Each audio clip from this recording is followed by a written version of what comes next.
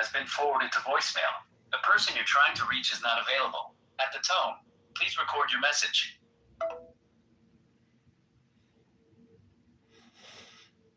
Hey, Victoria, it's John. Sorry I missed your call. Hope you're having a good evening. I'm free. If you're free, just give me a call back. Talk to you soon. Bye.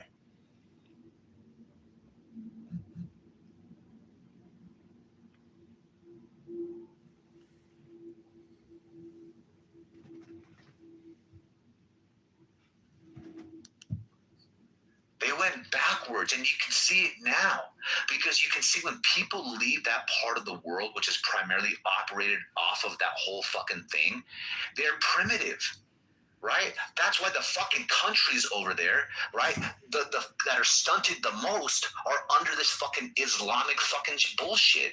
My parents are from there. They left there, and they got better when they left. They're fucking Iranians. They left there and they came here and they're better. You know why? They left the fucking right before the fucking Muslims took over to be what it was, to be what it is now. And they got better. And guess where they came?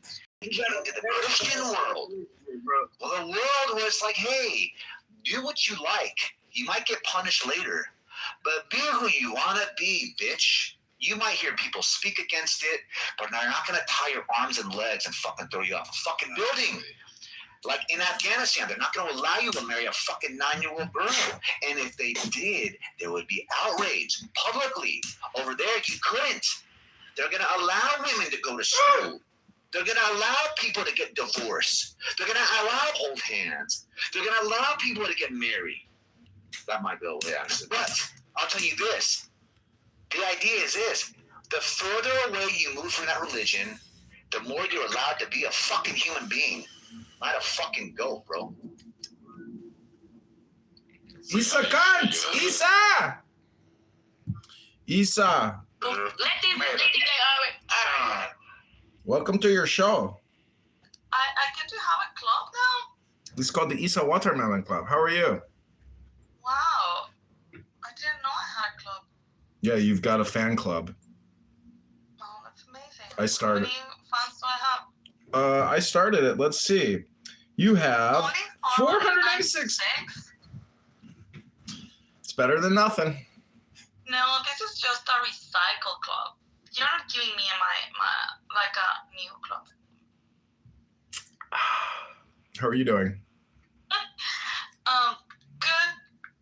I'm going to bed, but I saw that I had a club with a room, and so I had to come in before I go to bed. Nice. How are you? I'm good. Nothing too new. Just hit the gym, picked up some tacos, poured myself a little glass of wine. I was going to read a book. I shifted all my recording of Clubhouse to the downstairs part of my house, to all the bedrooms, so I don't have to listen. Wow. I don't want to listen to the people here talk anymore. It's ridiculous. I asked you a couple of times, like, what the hell do you do at night when you leave all of these phones on? It's like contamination. Well, what's cool is if you have I use an auto clicker. It's like an app, and so if the room closes or they kick me, every 600 seconds it clicks again, and it just launches a new room. So it's like there's always content available. It's kind of it's like a fully automated live stream. Crazy, dude. I'm crazy. You should hear the shit that people talk about on here. Yeah, this Clubhouse farming thing, it's just so weird. It's not weird. What people talk about on here is weird, that they waste all their fucking time talking endlessly. I think my rooms are not that weird. My criticism is that it's all redundant. Like, you've heard the same people say the same shit. So it's like, I want to control my mind by controlling what I hear, but I'm just upstairs in the top of my house. I have a library and I have a music room, and I'm going to live stream myself reading books and playing music. And like, why don't you just read? Well, yeah. Because I want the views and I want to monetize it. I spoke with Epaminondas the other day, and he's still reading books on X. Mm-hmm. He's doing very well. He claims that he's got a huge audience. I've never seen his live stream.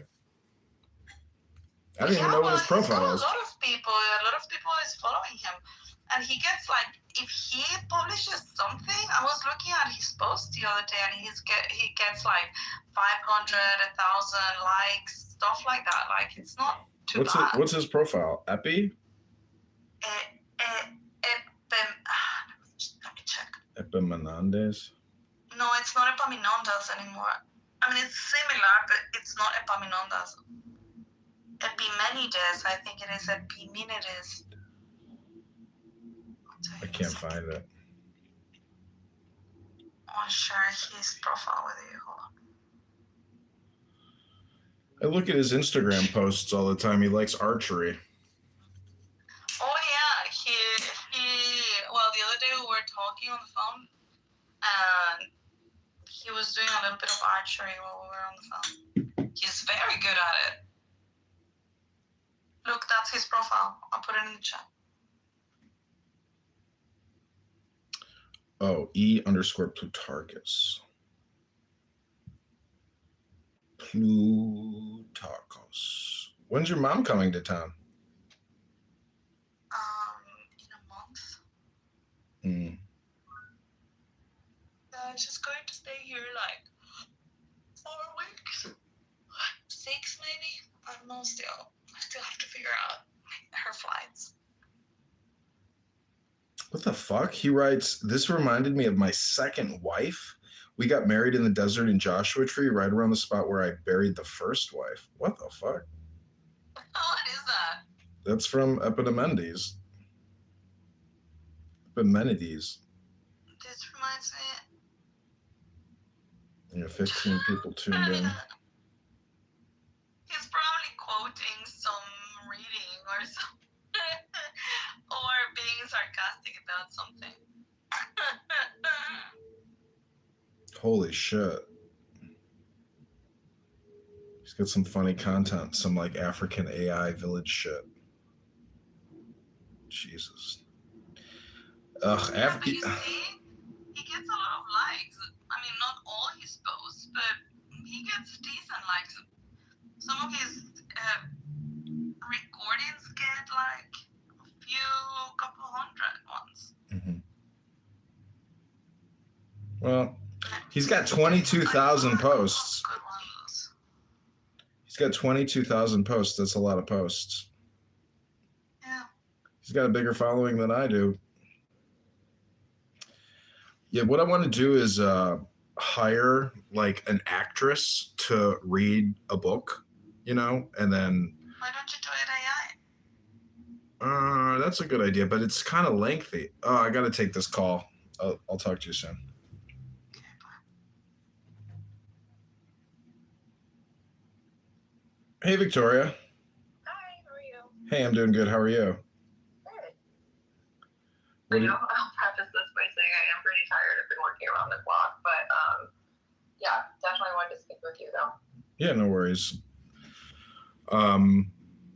Yeah, how was your day? It was good. Just back-to-back meetings pretty much all day, but I'm not good. How was yours? It was good. I went to the gym. I talked to a former coworker.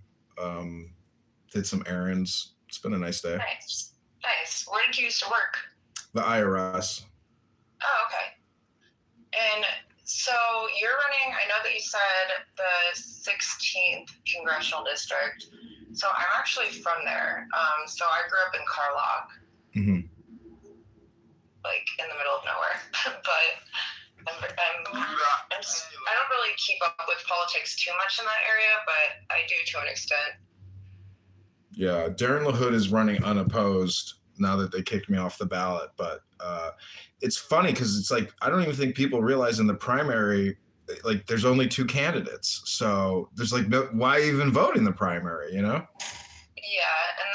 I guess he was it the 18th Congressional District that he was in prior? Yeah, it just shifted because of the redistricting. Oh, okay. That makes sense. I mean, they definitely need term limits.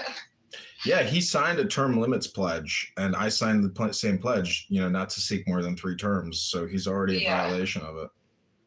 Yeah. So, wait, you're in Chicago, right? Yeah. Yeah, I live in the northwest side, Jefferson Park. Oh, nice. Oh, yeah, you said that.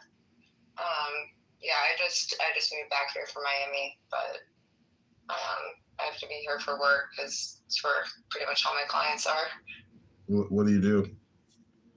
So I own a federal government contracting agency. Oh, wow. I just started it though. Started in October, but I was doing federal government contracting for the past 10 years, like with regards to tech.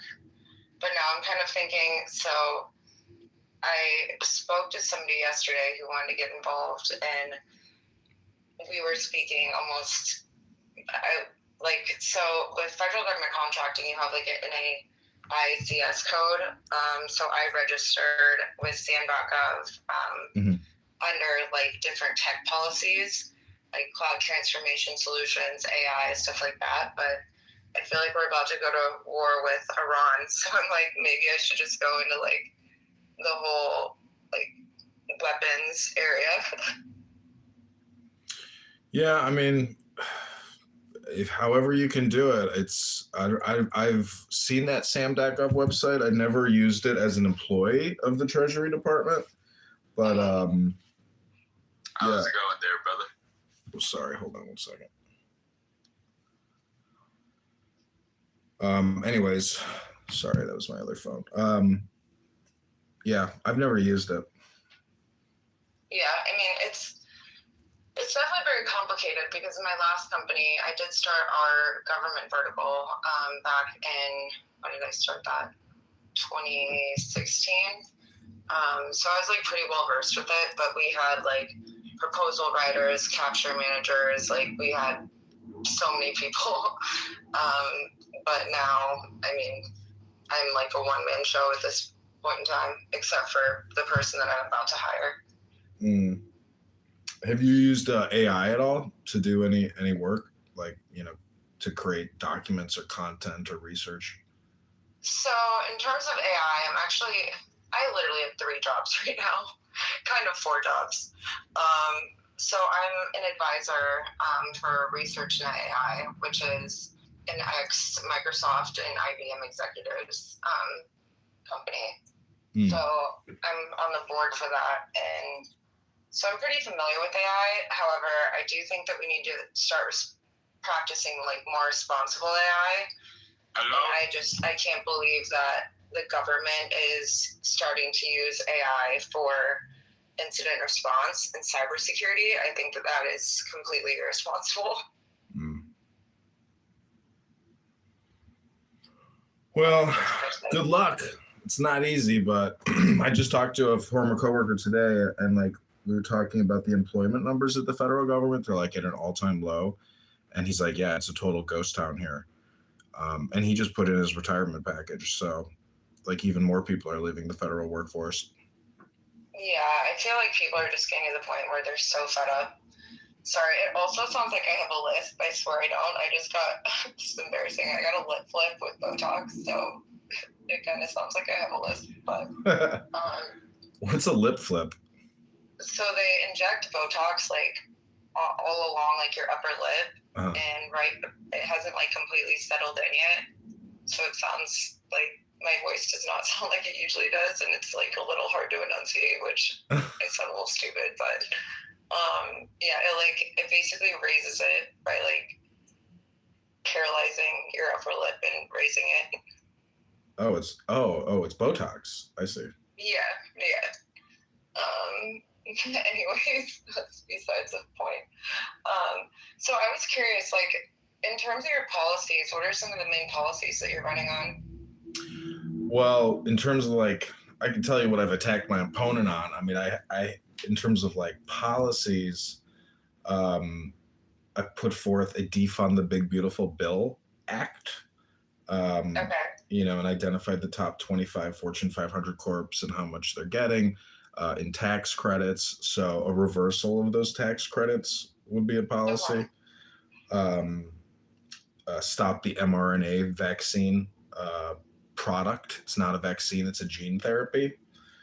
Yeah, I mean, there's literally, I'm so mad I got the Pfizer vaccine that I had to, but I'm so mad that I had to. Well, how did you have any adverse health effects or no? I that's mean, you good never news. know, and I feel like it might be too soon to tell for some people because COVID was fairly recent, and I mean, it's complete BS. Like, I got COVID 4 times, even though I got the jab. Like, I carried around a fake vax card at first. I will admit that. I know that was probably wrong. But yeah, I had to get it because the person I was dating at the time, ironically, one of the biggest pro MAGA supporters, always at Mar-a-Lago, and the family told me that I had to get the vax because we were constantly going to Turks and Caicos during the whole COVID situation, which they literally admitted, Fauci literally admitted that it was a test of how much that they could control people. So when they released the COVID, obviously, it was intentional, and it was a test to see how people could comply with the government. Like, it's so obvious to me. Do you think that? Yeah, 100%. But it's not just a compliance test. It's like a mass carcinogenic, dispersal. But the patent on the vaccines, have been around far prior to COVID-19. So the whole thing is just like a giant industry. And the World Health Organization is a lobbyist for vaccine manufacturers. Thank God Kennedy is the HHS secretary because, everybody else is basically just a corporate lobbyist. So I am glad that we pulled out of the WHO. But in general, I really don't support Trump. And yeah, I mean, back to COVID, like my grandpa passed away during COVID. He got over COVID, but he passed away due to anorexia and just old age. But on his death certificate, they put COVID, obviously, so then the hospital gets the insurance money. It's all a scam. Like, yeah, it's a giant scam and a giant industry it's business. ridiculous. It has gotten to the point where it is so ridiculous, and it makes me so angry. And I do have to ask though, are you pro MAGA? I'm pro Trump. I'm not. I've never really been involved in anything MAGA. I like Donald Trump because, he's the opposite of what we've been enduring, which is 20 years of bullshit. I mean, he's the contrarian. I think it's so funny that he literally took the MAGA, Make America Great Again. That was Ronald Reagan started that in the 80s. Like, Trump did not even start that. So I think that's odd. And then yeah, I just can't get behind a lot of people that he put in his cabinet. I mean, and like Pam Bondi, Kash Patel, Paolo Zempoli, and I've gotten too involved in this, and I think it is ironic in my opinion as well. So I did, like I said, I voted for him, but I would never, ever vote, so when you get involved with these certain groups of people, right? So I spent 6 years on and off at Mar-a-Lago. When you get involved with these certain groups of people, they target certain demographics and they target certain people and ask them to say things, and then they pay them. For example, Charlie Kirk. Charlie Kirk is from Arlington Heights, as I'm sure you know. Yeah. And he was being paid to speak a certain narrative, and then they killed him. I knew Charlie, so may he rest in peace. And then Nick Fuentes, they're also going after him now. He's in LaGrange. So one of my friends, I'm not supposed to speak on behalf of exactly what happened, but he's starting to question the narrative and what he's being paid to say certain things. And I honestly think he's an addict. And then also JD Vance. He's a what? I think JD Vance, he will be on the Republican ticket 100%, especially because Trump has unlimited power. So I think JD is a wonderful person. However, I think that he will start to question the narrative, and especially with Israel's funding of everything that's going on. And it was so crazy to me. It literally had me shaking when they had that meeting. When was it? Yesterday. And they were speaking about what they were doing in Gaza. So I was privy to, and I didn't sign an NDA. They always just thought I was like some dumb blonde model, but I took notes on everything. And I was privy to a conversation that happened in 2022. So, and I'm not a conspiracy theorist, but Trump and Bibi Netanyahu and his son Yair were involved in funding the Hamas thing that happened on October 7th of 2023. Remember, like the music festival, everybody was killed by Hamas, the hostages were taken. So they both funded that. And I know that for a fact. And they did that to create even more political unrest than we already have between Israel and Palestine in order to burn down the entire Gaza Strip and then reroute international trade and build a big, beautiful Dubai. They actually called it the Big, Beautiful Bonanza. Mm-hmm. And they're creating like a new Dubai there, essentially. Yeah. I've seen the Kushner. It's called, it's the Kushner plan. I've seen it. Yeah, and Trump is going to run it. Oh my God! You're saying like after he's out of the White House, he's gonna go live in his like new Mediterranean city? That I never heard it put that way. No, he's gonna run Gaza the same way that he's currently running Venezuela. Okay, so you take over Venezuela, right? I'm glad he got Maduro out. I know a lot of Venezuelans are happy about that. But put a reliable Venezuelan candidate in to take over. Like at this point, I almost feel like it's a dictatorship, and I just can't stand behind it. Mm-hmm. But yeah, I mean, he's running Venezuela. He's trying to take over Greenland. It's just like he basically took over Gaza. He's being run by Israel. It's just getting out of control. Yeah, well, I mean, it's I've never heard anybody say some of those things, about the October 7th funding for the terrorist attack. I mean, where do you get your evidence for that, Just conversations that I've heard, and then also like George Soros was behind January 6th. And all of the media, I don't believe the media at all. When I watch Fox News, Newsmax, CNN, like that is entertainment to me because it's all fake. Mm-hmm. And like, for example, George Soros solely funded Antifa. And I was also privy to that conversation during COVID with the quote unquote insurrection. And then BBC News, they posted Trump saying, we must storm the White House. He didn't say that. That's why Trump was able to sue them. Just everything is fake. Yeah. Like, I just want to drain the swamp. Get them all out. Well, Trump, in a speech, I heard him say, I never came up with drain the swamp. I heard somebody say it, and I liked it, and I think you people like it. So let's drain the swamp. Like, he didn't come up with that. Somebody suggested it or said it at a rally, and he just started repeating it. So, yeah. But how? Like, look at, did you see McConnell today? He's got like a full headdress on because he's seriously injured. I mean, why are some of these people still there? Like, they can't give it up. They're addicted to the power, so. Yeah, and then, like, Pete Hegseth, I can't get behind that.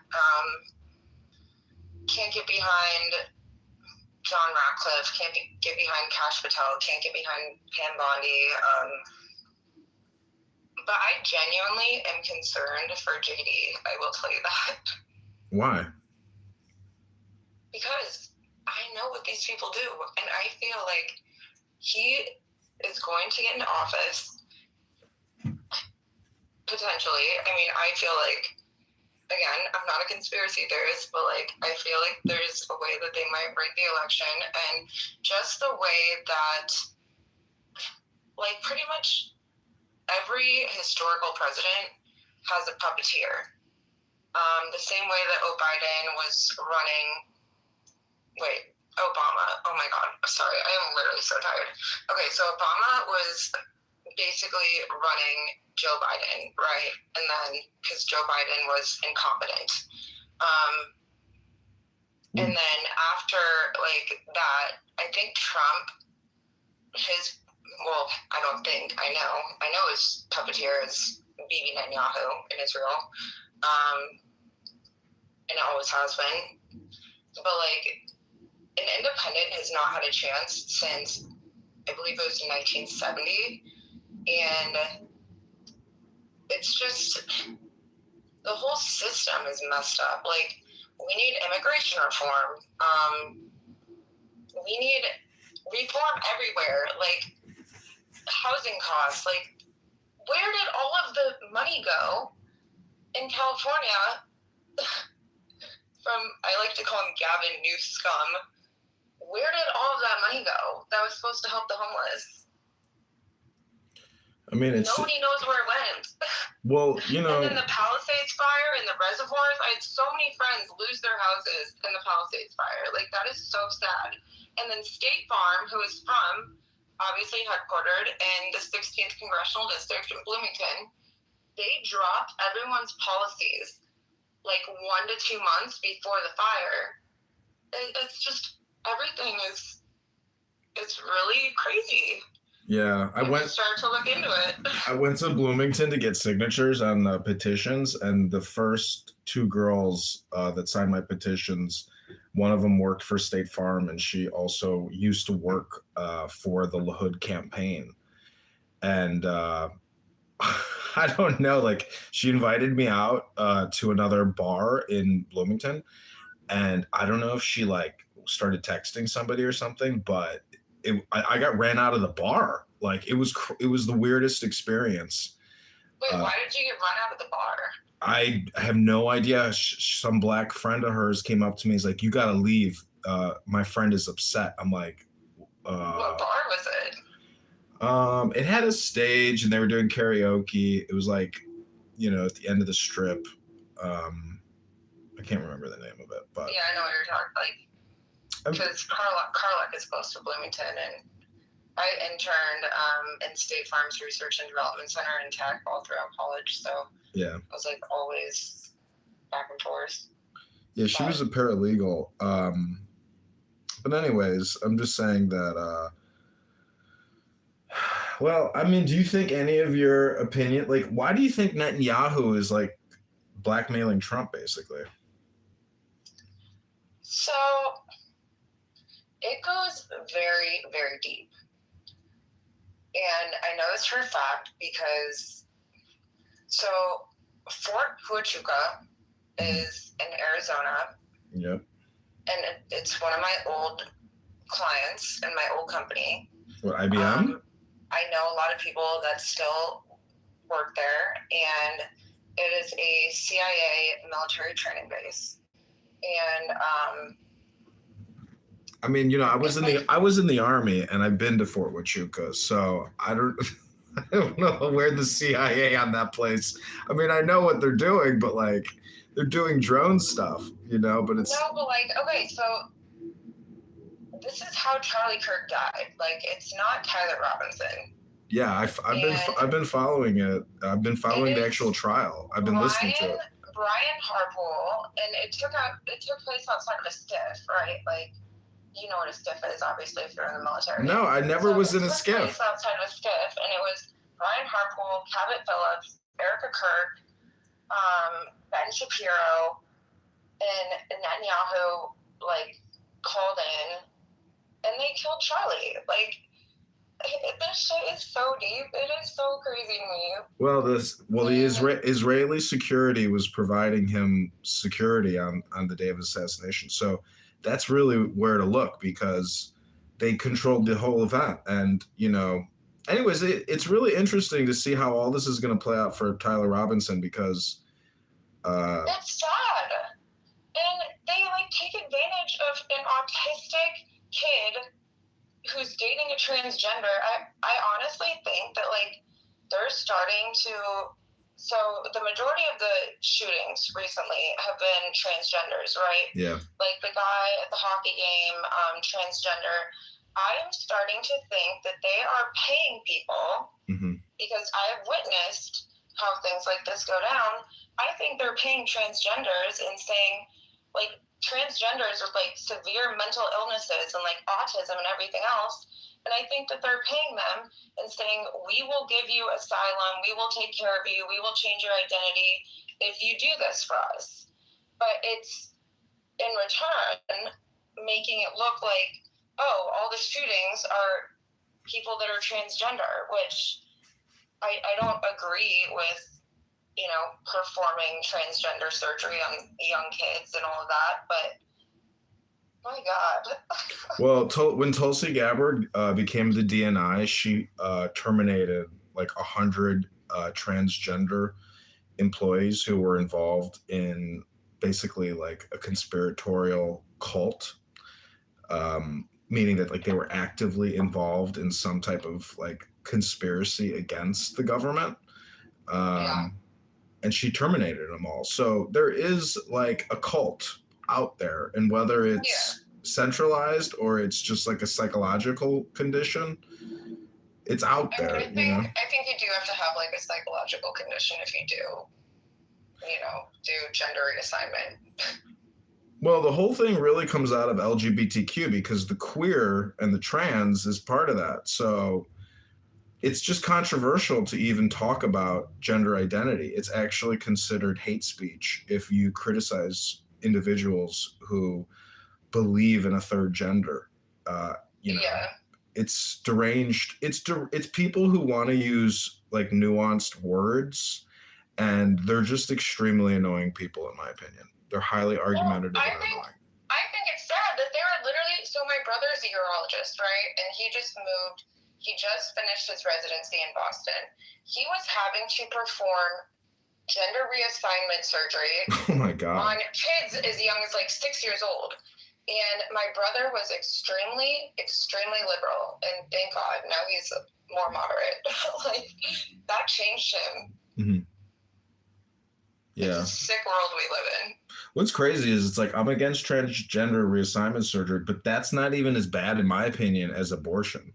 You know, late stage abortion in particular, like you are literally decapitating, disarming, and ripping apart a baby and then sucking it, you know, into a blender. It's disgusting. So I am pro-choice. I would say for like the first month, if you're pregnant, and I'm pro-choice in terms of, well, there's caveats. Like, I'm pro-choice, like, in the first month if you were raped or something. Because that kid, I mean, that woman is probably, you know, she's going to be traumatized, and she doesn't want to have a kid with that person. And I think the first month, if you were raped, is fine. But anything after that, like, it's pretty messed up. Like, it's hard. It's hard to know when the cutoff point is. It should be a federal thing. Why is it a state-led thing? It should be federal. Yeah. Like, say, okay, if you were a victim of rape, you can get an abortion in the first month. After that, no. I guess it all comes down to the lawyers, because if it's federal versus state, it's like there's not, if the federal government issues a law, there's not enough attorneys to like enforce it, you know, like the whole system is dependent on like bringing a case against somebody. It's ridiculous. We just don't have like high standards, but it's an industry. We spend $1 billion a month and kill, you know, supposedly 60,000 fetuses a month. And it's like, I don't, you know, October 7th and Gaza sucks, but if we're really killing 3,000 babies or like 2,000 babies a day, you know, like through an abortion procedure, not just like Plan B, but like an actual, you know, Da Vinci machine, like dissection, it's like, is it really that I'll much? admit, I had an abortion within the first 4 weeks because I was raped. I'm just like so desensitized at this point. Like, I don't know.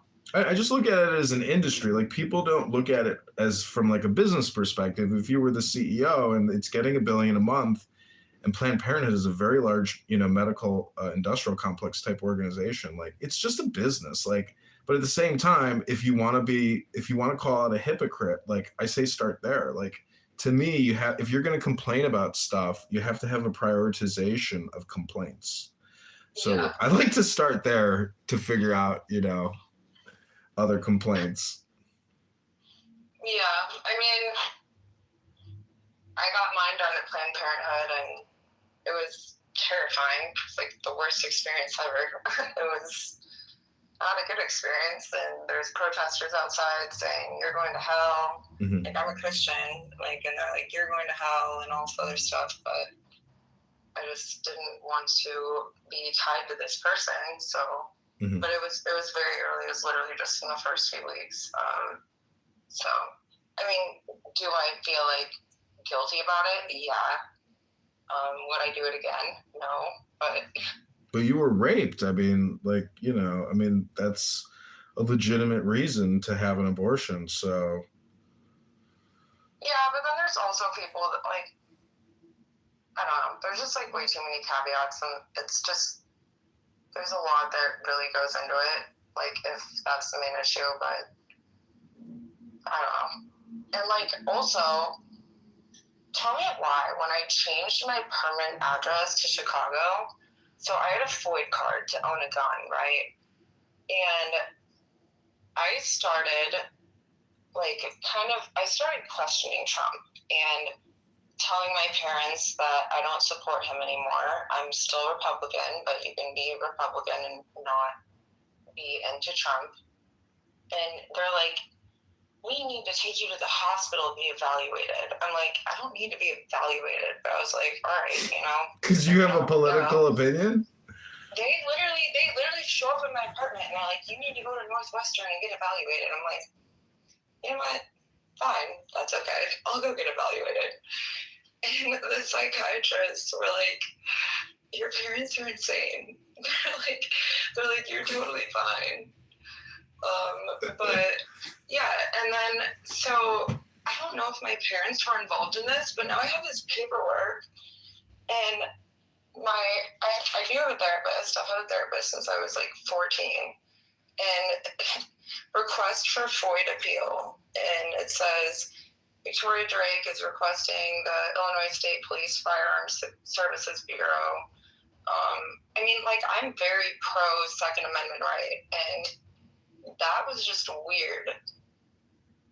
Maybe my parents Yeah. did something. I'm sure there's something on the cook or on the sheriff's department website or whatever, because I did the carry and conceal permit, but I never went through it. My dad was like, "Don't get a gun." I was like, "Why not?" He's like, "Just don't do it." He's like, "There's too many legal ramifications if you shoot somebody." I'm like, all right. I mean, I just feel like as a woman, like, walking around Chicago is scary as hell. Like, I went to Mariano's the other day, and there was just, it's really I don't know bad. if he was like a homeless guy or something, and I was at the self-checkout, and he grabbed me, literally grabbed me and picked me up off the ground. I was so lucky that, like, it was like around like 8 o'clock or something, so it was pretty empty, and there was somebody so there's like a wine bar right by the self-checkout at the Mariano's in Lakeview East, and he ran over and pushed this guy over, called security, and I was like, thank God. Yeah. It was so scary. It's crazy. I mean, I know multiple girls that have been punched in the face in the Gold Coast. I got punched in the face too. Yeah. Yeah. In my opinion, if you have a gun and you got the balls, you should just shoot on sight, and 2 in the chest, 1 in the head, and get rid of them. Bye. Yeah. And why was the person that set the girl on fire, who was the serial face puncher, 72 arrests? The judge needs to be held accountable. The city's a dumpster fire. Get Brandon Thompson out. Get Pritzker out. Yeah. What? And then Pritzker's gonna run for president? Like, get out of here. I mean, Rahm Emanuel is gonna run too. Like, there's just a lot of money behind it. Rahm Emanuel puts out a new video. And AOC, like. Oh my God. But I feel like so many people at this point in time are so like upset about like the release of the Epstein files that I almost feel like, okay, first of all, I think they're cooking something up before the midterms, right? Like we have the Diddy case, then we have the Epstein files, then we have Venezuela, and then all around we also have ICE and martial law, and like they're just trying to confuse people before the midterms. Like it's so crazy. I've never seen anything like it. Well, I've been so focused on Darren LaHood that like I forget that there's like a battle, you know, between who's even going to get the Republican versus the Democrat nomination in all these different districts. And like, who do you think it is? For like, what? who do you think is going to get the nomination? For what? For president. In the March primary? What are you talking about? No, in terms like the midterms and like everything else. Like, oh. I mean, just like the general election, you know, the next presidential election. Yeah, it's going to be Rubio and JD Vance. And see, JD Vance is connected to Peter Thiel. Like, that's his protege. Yeah. And they say that they had like a gay, you know, romance. And that's like, there was an article today called The Gay Mafia of Silicon Valley. And there's just a lot of like ultra high net worth homosexual, bisexual men in tech. Oh, 100%. Yeah. Every single one of them that I've known, that I've dated, they're all bisexual. I literally was invited to go to, I was invited to go to Cabo by somebody who was actually asked to be in Trump's cabinet. I'm not going to say who it is. And he was my ex next door neighbor. He is a great person, but so his secretary reached out to me and was like, hey, you want to go to Cabo with this person, but I need you to sign an NDA saying that he can sleep with both men and women when you're there. And I'm like, oh my God, I just can't with these people. That's crazy. I know a girl that works for Pritzker's cousin who runs the military museum, the trans. And she had to sign an NDAA that she couldn't discuss, you know, like anything with regards to her, to Pritzker, you know. And I was like, well, what is it like that would be controversial? She's like, who he sleeps with. And I'm like, who does he sleep with? She's like, young Hispanic males. I was like, okay, interesting. At this point, I do not care anymore. I will expose everyone. And like, with regards to the Epstein files, like, Lindsey Graham was involved, and I've gotten way too deep with this, and I have to testify on April 27th. But I've been united with other people involved in this whole situation. And this kid was 16. He was a young gay black man, and he had to sleep with Lindsey Graham on Hilton Head. Like, Wow.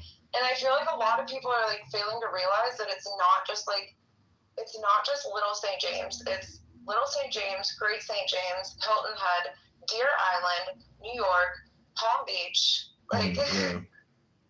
I'm disgusted. Yeah, I mean, I'm always surprised. Like, I went to the military college of Charleston, and it's called the Citadel, and I've been to Hilton Head and been to Sullivan's Island and all those nice places. I'm just amazed. I mean, like, I'm not gay, but like, I'm always surprised when somebody I went to college is like, oh, by the way, I'm gay. I'm like, you're what? Like, you know, I'm like surprised. I'm like, all right, well, you know, congratulations, you know. I feel like most guys that join fraternities are like actually gay, and a lot of them. I was actually communicating with somebody who worked for the RNC. I was communicating with him earlier, and he was in my ex-husband's fraternity, and he came out after college, but he was always in bed, like at formals and stuff with like all these other men. I'm like, the fuck? Literally, what is going on? I don't know. I don't know. It's like human behavioral sciences, but it's like there's just so much promotion of it that, like, you know, the 1920s, like 1900 to 1950 must have been like the best that America, you know, ever was. Yeah, like especially before. I mean, social media. So I guess it might be like a controversial kind of counterintuitive take, but I feel like I'm glad that we do have social media where we are able to essentially say whatever we want. But then also Larry Ellison, CEO of Oracle, he's buying up all the media to control us. And he's also building a 5-story data center under the East Wing in the White House. He bought Paramount. He wants to buy X from Elon because he doesn't want freedom of speech. Mm-hmm. I mean, I wouldn't even be surprised if Larry Ellison tried to run for president one day. They're all intertwined. It's so sick. Oh, the billionaires don't like run for president because they just hire somebody to do it. That's why Trump is rather unique. But if you think Trump is involved in like a conspiracy, you know, so be it. But like, I just don't think October 7th was funded by Trump and Netanyahu. I think though, like I've seen the videos of the people that did it. Like they're basically modern day pirates. You know, very violent. I mean, yeah, it was Hamas that did it. But I mean, I understand your point about like paying people to do things because, like, you know, people do horrible things for money, murder and terrorism, you know? Yeah, I mean, my ex's dad was a billionaire and I just saw way too many crazy things. Yeah, I don't know. I mean, maybe having so much money allows you to go to excess. Like, look at Alex Soros and Huma Abedin.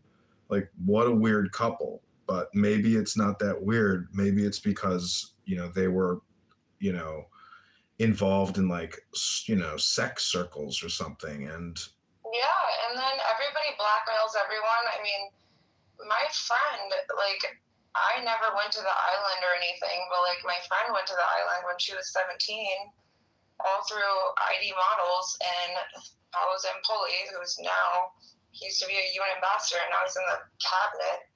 It's like federal envoy or something. I don't even remember his title. I just like can't even look at his name. But yeah, like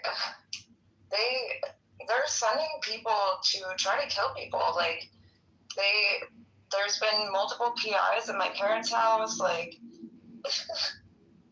it's scary. Like luckily my dad has a bunch of guns, but like at the same time, like it's getting scary. And then my phone has been heating up constantly. And this is my second phone in the past 4 weeks. what do you have, an iPhone? Yeah, and so I bring it to Apple, I bring it to my carrier, and then I bring it back to Apple. Like everybody, I had 4 different people remote in.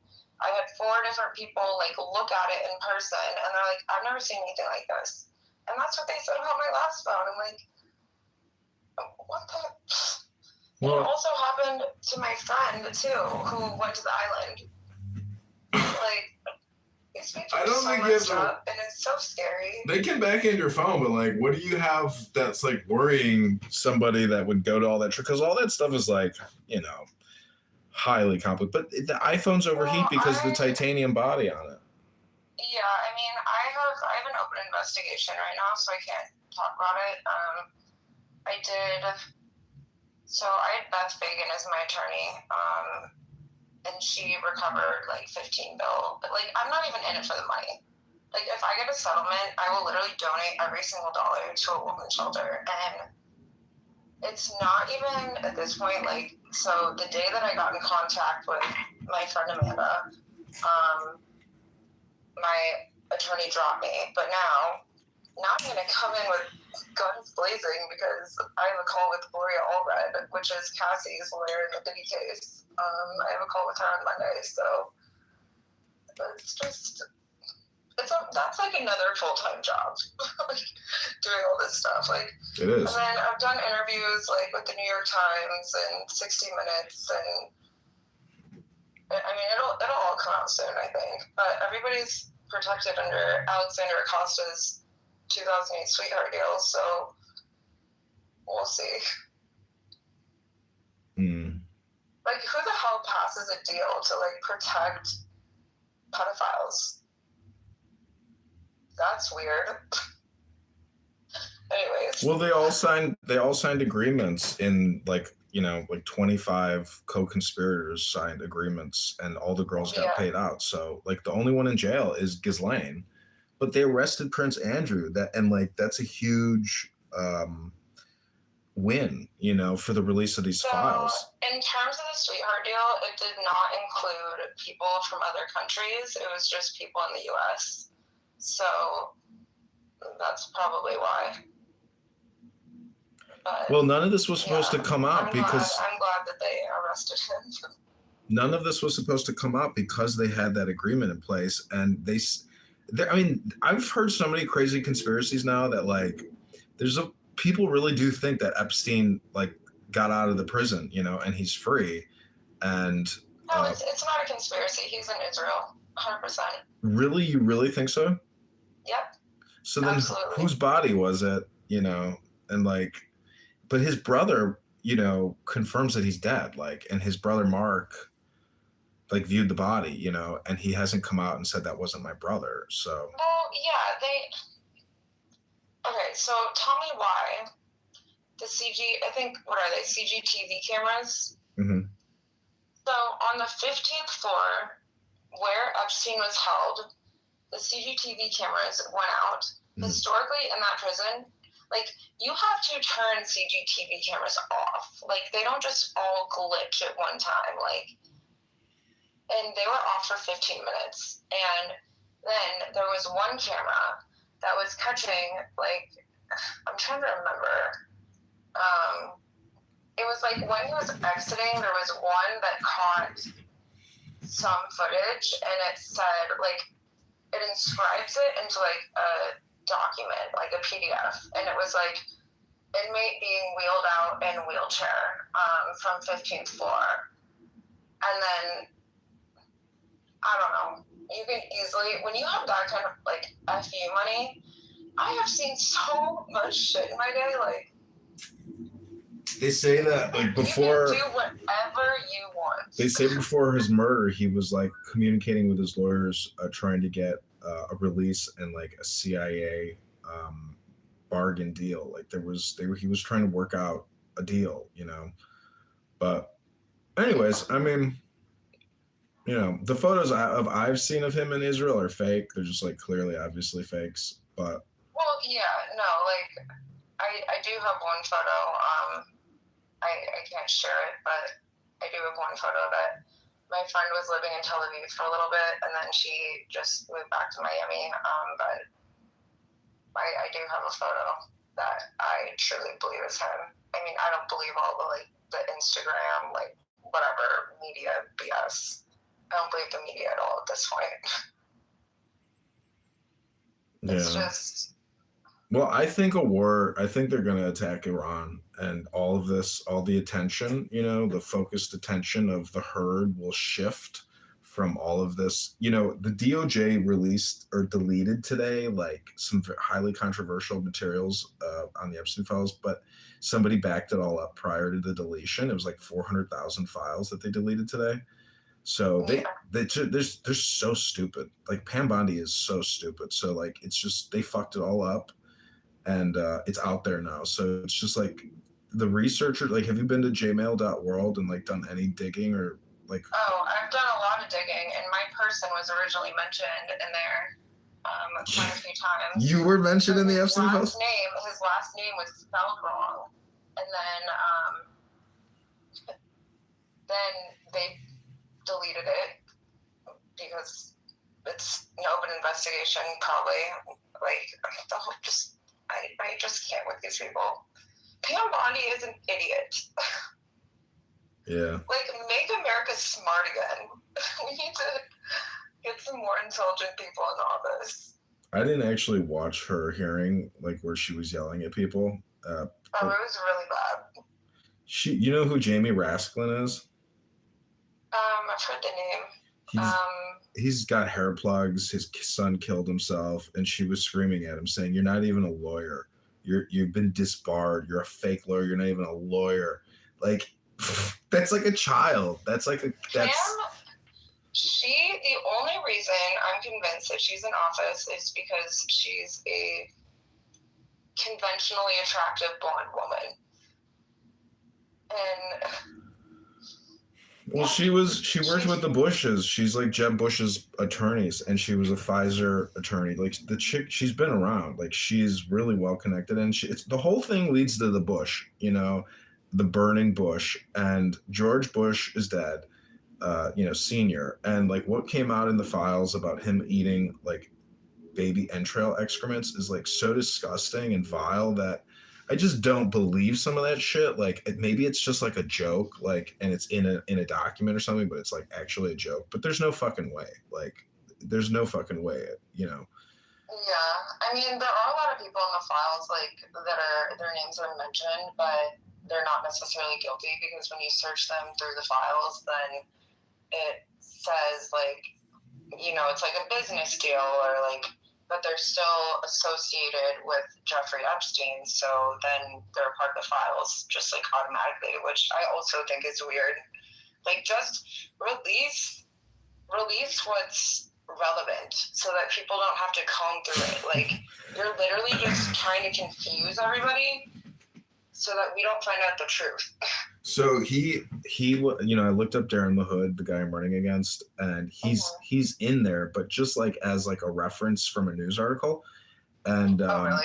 But Epstein was in communication with some type of nonprofit in Peoria called Psychotechnics, Psychonautic Technics. Hold on, let me write this down.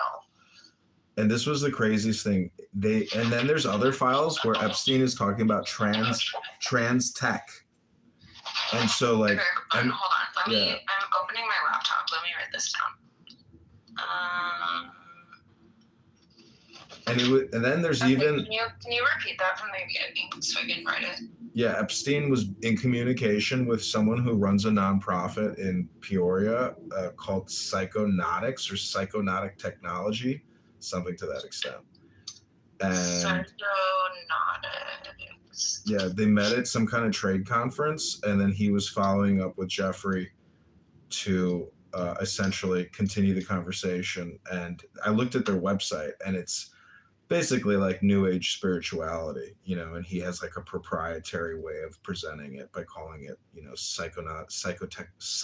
psychotechnologies or something like that. But it's basically like, it's basically propaganda, neurolinguistic programming, and spam to a certain extent. But anyways, it didn't seem like Epstein was interested in it. But then there's another email where they're talking about trans tech. So like they're viewing biological, psychological, manipulation as being like, and proprietarily calling it trans tech. Okay. Wait, so I'm sorry, can you repeat Darren's involvement? No, he's not involved in anything. He was just like referenced in a news article. Do you know what the email was in reference to? It was just news. He was like, like a bullet point of like, Darren LaHood announces funding for this or that. He just showed up in a news feed. Oh, got it. Okay. Interesting. I'm going to have to look into that. I looked through the DOJ's website as soon as they released it, and I started typing in whatever I could think of that was kind of, relevant, interesting. Peoria, Bloomington. Like I was trying to see like what kind of involvement Epstein possibly had in Illinois. Yeah. And sure enough, he does. That fucker's tentacles, like that guy, he was, that motherfucker got around. I mean, and life touch images, like, what was that called? Like I'm pretty sure they did my school pictures when I took them at Normal West High School. Yeah.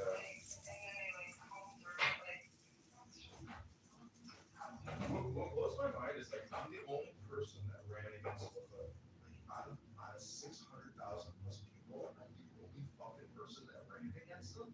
What the fuck? He's been in Congress for he's been there for that long. 10 plus years, and then prior to that, him and his dad, I don't know how much they're worth,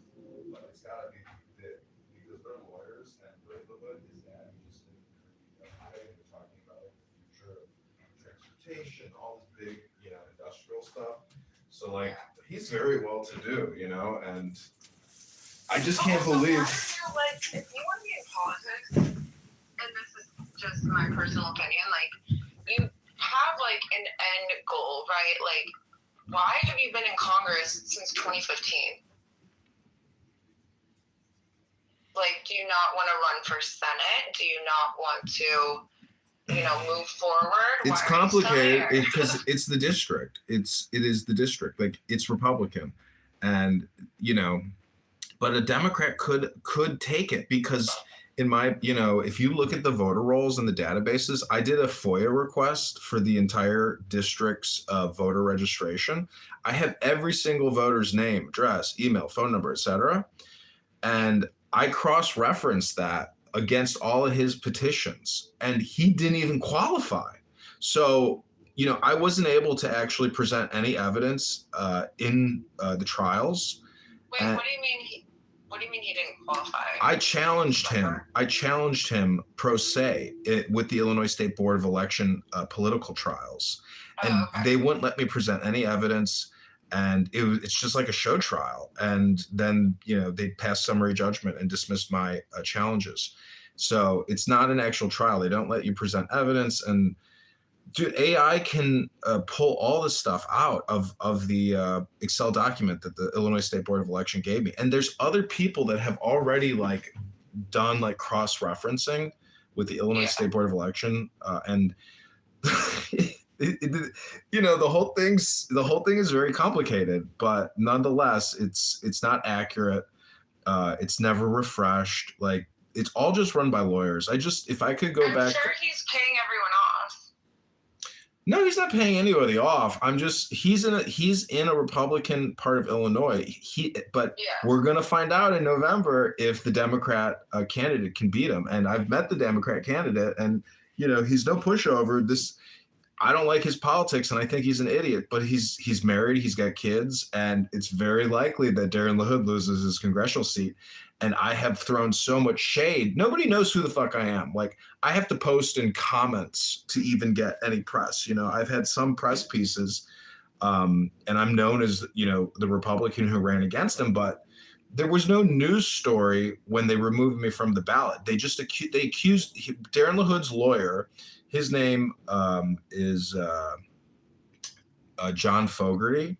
This piece of shit wore a Chicago Bears hat at the trial, like a fucking klutz. And he's got sleeve tattoos. Isn't that illegal to wear a hat in court? Well, so a friend of mine, he told me that he's part of the gay mafia, or like they call it the Velvet Mafia here. And like he had to have gone to school with LaHood. Anyways, they're Jesuits. And I don't have anything against the Jesuits. I'm just saying that like it's a small world, and when you run, you realize that the lawyers. I wish I went to law school because the lawyers are the ones controlling controlling the whole racket. Yeah. So that's just the way it is. Like birds of a feather flock together. That's it. It's like it's a lawyer world. I'm close to wanting to run. Or like, okay, so obviously like I do want to get into politics. And I'm about to take my ex-boyfriend's plan that his dad gave him because his dad said that would be a better fit, which is hilarious. But yeah, I mean, I'm considering going to law school first, though, even though I just started a tech company. Well, if you live downtown Chicago, just go to John Marshall. I would see, like, everything that I do, I go all in. Like I would want to go to like the best law school in the country. But if you're gonna stay in Chicago, like the whole thing rests on the Federal Plaza. Like that's where all the trials are at. That and Daley Plaza. So if you're an actual lawyer and you're litigating or in court, like that's your new office building. Welcome to your new office building career. I don't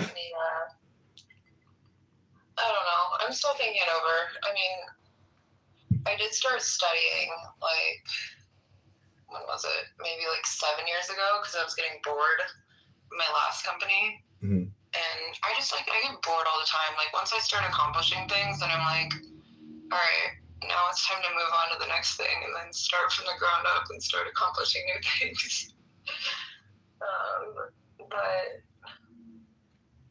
yeah, I mean, why did you want to run for Congress to begin with?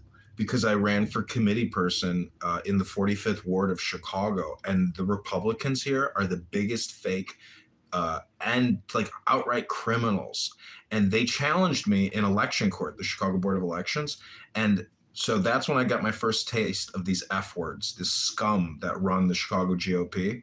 And it's a small clique, and there's multiple chapters, but it's just a bunch of fucking pushover, pussy losers who have no spine, stand for nothing. And, you know, it's just a racket. So that's when I basically got politically activated. And then a friend of mine who also hates them was like, you need to run against this motherfucker because fuck this guy and you can beat him. So I chose LaHood as my target, you know, for my first congressional campaign. And I think his analysis, I think his analysis was correct, but that was it. This has been my foray, 2 elections. So I'm 0 for 2 so far. But I know. I don't see them electing in that congressional district. I don't see them electing a Democrat.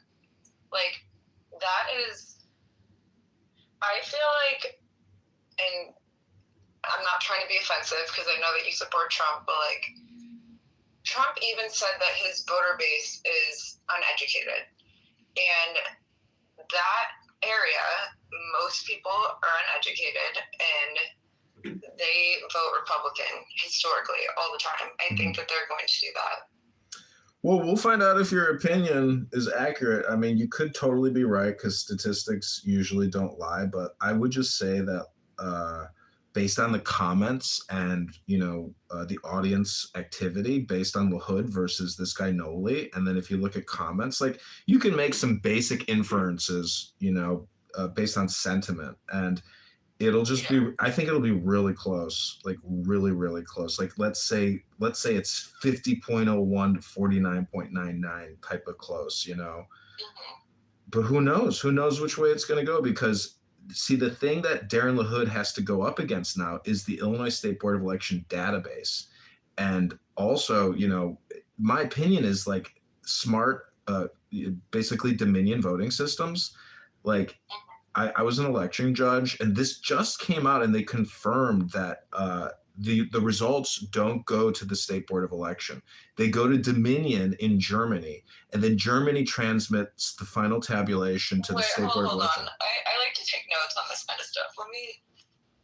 So Dominion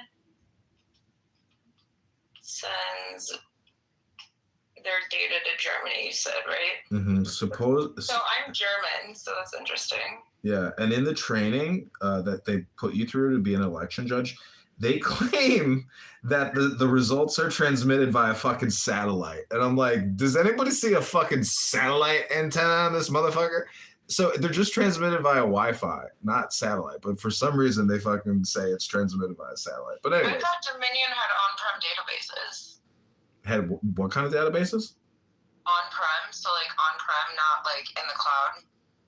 Like a satellite. No, it's gotta be in the cloud. Like their data. What did you say? Because it's in the cloud, like 100%. Okay. But anyways, my point is, like, we're not in control of our elections. We're like, basically the Illinois State Board of Election is a bunch of attorneys that contract with technology companies, and the budget is $30 million a year. And they're just a bunch of incompetent klutzes that run the thing like a fascist, anti-constitutional monarchy. And it's absolutely ridiculous. And I'm so happy that I've been able to like actually observe it. You know, I took the elevator up and down with the head of the State Board of Elections. She's a klutz, you know, and the whole thing is basically completely anti-American. And it's not in the Constitution. Their rule book is bigger than the Constitution. Let's just put it that way. Their rule book is 55 fucking pages of fine print. And the Constitution is like, you know, less. Anyways, it's Wait, just. so you're saying that Dominion is unconstitutional because they send their data to Germany? No, I'm telling you, the State Board of Election is unconstitutional. Oh, okay.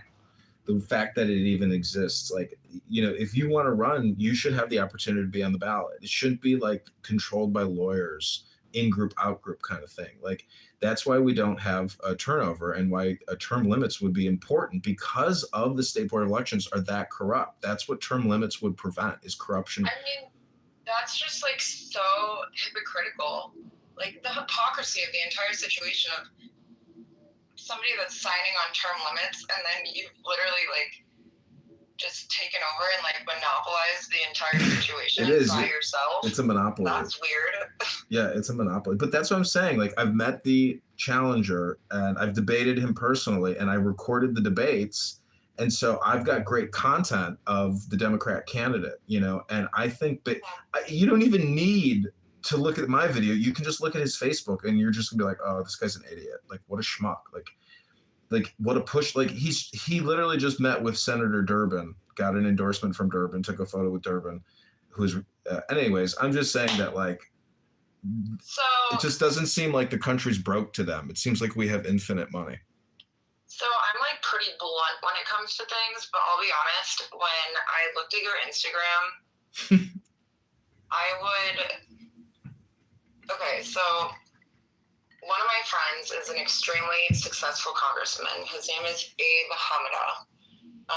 He is a congressman in Arizona's 8th congressional district, and he will run for president one day.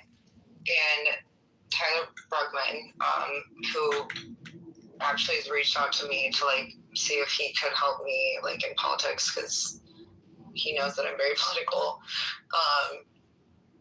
I would be very careful with what you post on Instagram. I would not post anything AI. It kind of looks a little suspicious. Like, I know it could be all in just like good fun, whatever. Like, maybe have like a private account with your name not attached to it if you want to post stuff like that. But like that, again, it's just my personal opinion. I think maybe clean it up a little bit. I have a lot of Instagram accounts, and so I also would not, being somewhat, so I had like 1.3 on my last TikTok account, 1.3 mil, and it's just when you start, and don't take this the wrong way, when you start having like multiple accounts like that, it looks a little sketchy. And then in this day and age in social media, people are obviously going to look you up, right? And then they're going to be like, oh, why does he have all these accounts? Like, why is he posting AI? Like, I would literally just keep it to like a couple photos. I've done social media, like I've had so many, I always have like 6 or 7 jobs. As somebody who's been heavily involved in social media, I would keep it to like 1 or 2 or 3 like professional photos, and just like cut the AI BS or like the videos, and or like, you know, if you go on a podcast to try to get your name out there, which I would recommend finding, and I can help you if you want, finding like a legitimate podcaster that you trust, and then putting a reel out of that actual podcast so that people can understand your policies a little better. Because, I mean, I'll be honest, when I looked at your Instagram, that's why I asked you, like, I don't even know what your policies are. Yeah, there's like 800 posts on there, but I did, the one good press I got was with NPR in Bloomington at Illinois State. I drove down there and did an interview, and that was like my best press that I generated out of the campaign. And I called LaHood a rhino. I said he's a traitor to the Second Amendment. I don't remember if I brought up my complaint about the vaccine, but either way, I just wanted to have like a friendly, nice, you know, introduction type of press, and it achieved my goal. You know, and see, this whole thing is like a psyop, Victoria, meaning like, oh, trust me, I know. Yeah, I mean, part of it is also comedy. Like, if like I'm using Sora to make sitcom videos, and they're getting a lot of views on YouTube, and I'm pretty sure that like over the next like, you know, 90 days, like I will be able to generate, you know, I don't know, low few million at least in views. But so I would just, and again, this is just my personal opinion. I'm very opinionated, if you can't tell. I really would not do anything AI. I would take every single one of your posts down. I would have one main account. like John It's too for late. Congress. It's too late. I've already, you don't understand. I have so many AI videos out there of my face. I'm not worried but, about like, it. it's AI, right? So like people can always you can always just say, oh, I didn't create that. Like, No, I'm intentionally creating them. I have many phones creating AI videos of me. Again, my personal opinion, but I would not do that. Well, I appreciate your opinion, but I'm not going to stop doing it because I think it's like freaking hilarious. But I do hate that I'm actually But like, people don't want a comedian in office. Like, I think, and especially the fact that like Republicans are already getting fed up with Trump and his like comedy behavior and like, I mean, bring back intellectualism, bring back elegance, bring back like eloquent speaking. Like the fact, and I'm not saying that like you don't speak eloquently. I'm just saying like, I mean, look at Gavin Newsom's or Newsome. Look at his TikTok. Look at the White House TikTok. Like, people are really starting to get fed up with that, and they want presidential behavior. Like, they want just somebody that like is a little bit more well behaved on social media. And that's just the takes that I've gotten from a lot of people. I know a lot of people, like even like people I've been at Mar-a-Lago with, like people are getting fed up. And again, that's just my take. But well, I mean, I'd spend, do whatever you want. yeah, I mean, I spend a lot of time doing meditation work, artwork. I just view myself as an artist, but I do appreciate your, feedback. But I like to say there's critics and artists, and until you actually meet a person to judge what I just view as artwork, I just think social media is technically all artwork, and I mean, it's a business component. It's our biggest media channel though right now, so that is essentially going to be your largest platform, and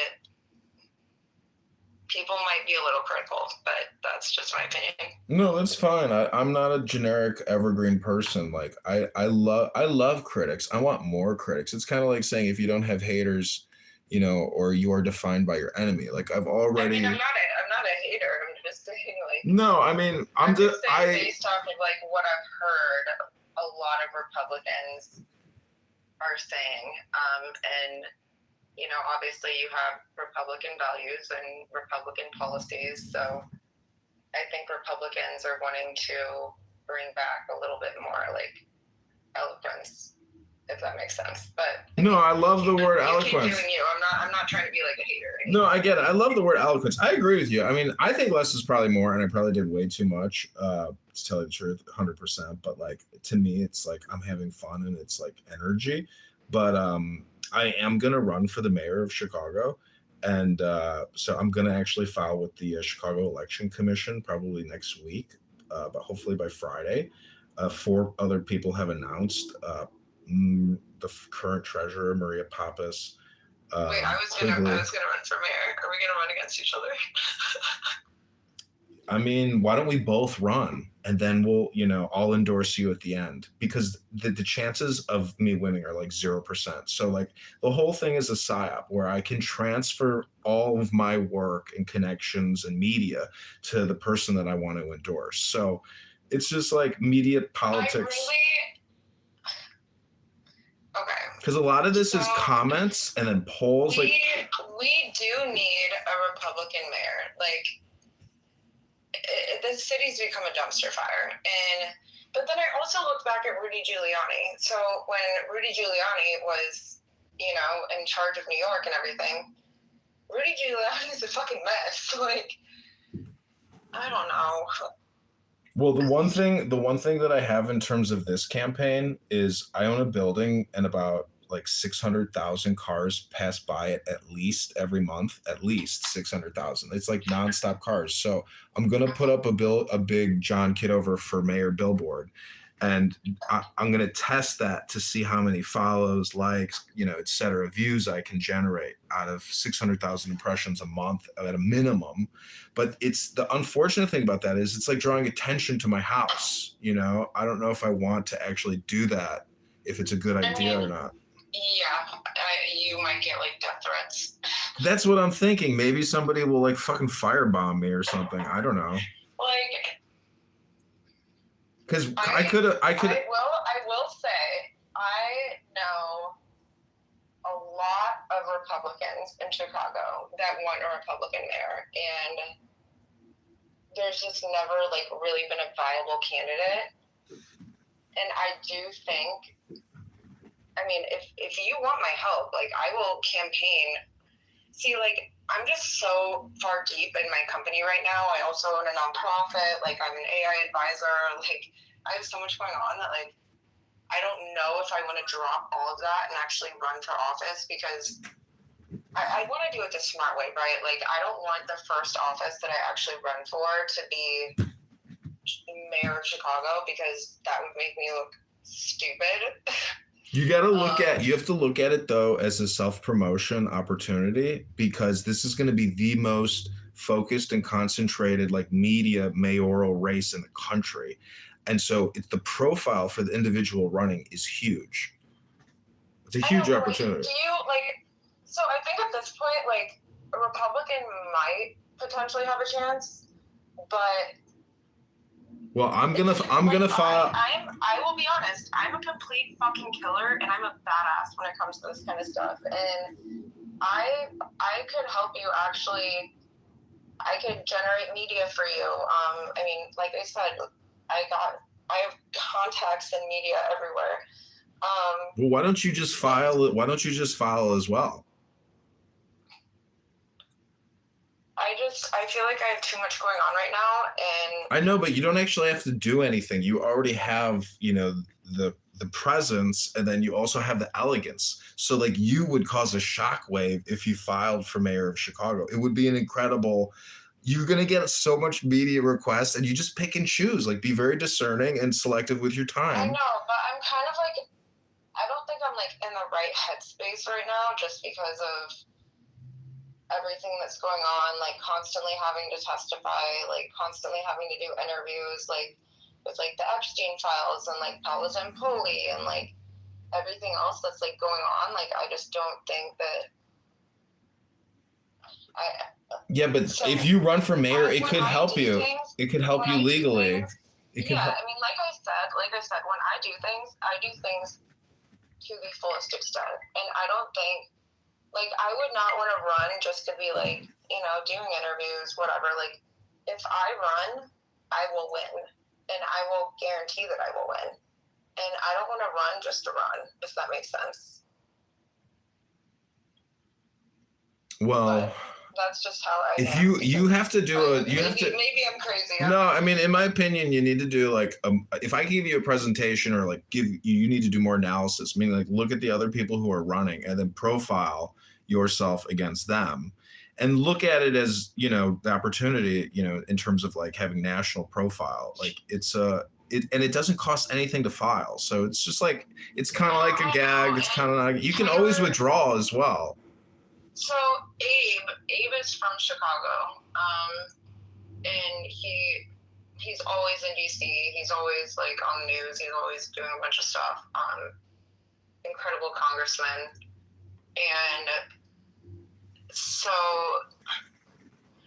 I have had a lot of people say that they would vote for me, and I also like, I mean, having a nonprofit in the South Side of Chicago like also helps, because the South Side of Chicago is so fucking sick of Democratic policies. Like, I mean, there's shootings like every day, and then what a lot of people don't talk about is that like, so I was doing Big Brothers Big Sisters for like a long time, and I had a little, her name was Brooklyn, and she lived in West Englewood, and they were literally putting illegal immigrants in Section 8 housing and kicking people out that were U.S. citizens.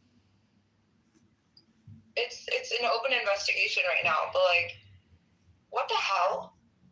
Like, so that community, and so when Trump was running in the last election, he got the largest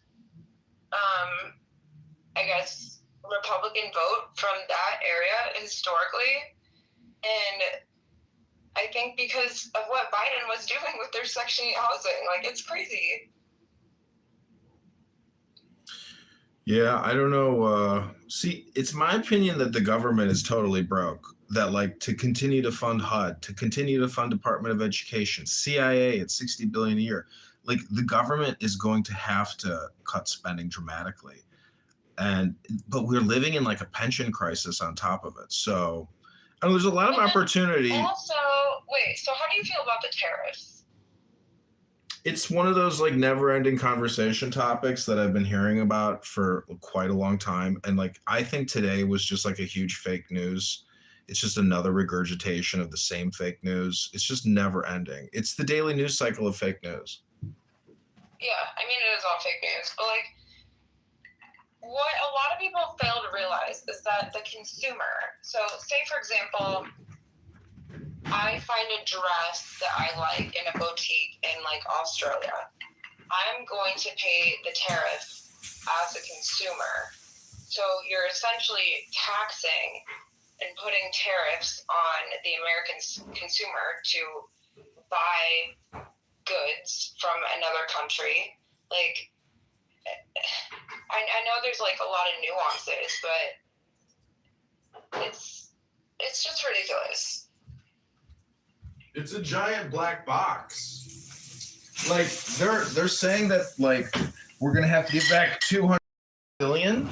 But if you look at how much we spend daily, like that is nothing. Like nothing. That's basically 20 days worth of spend. So the whole thing is just like fake news. It's insignificant.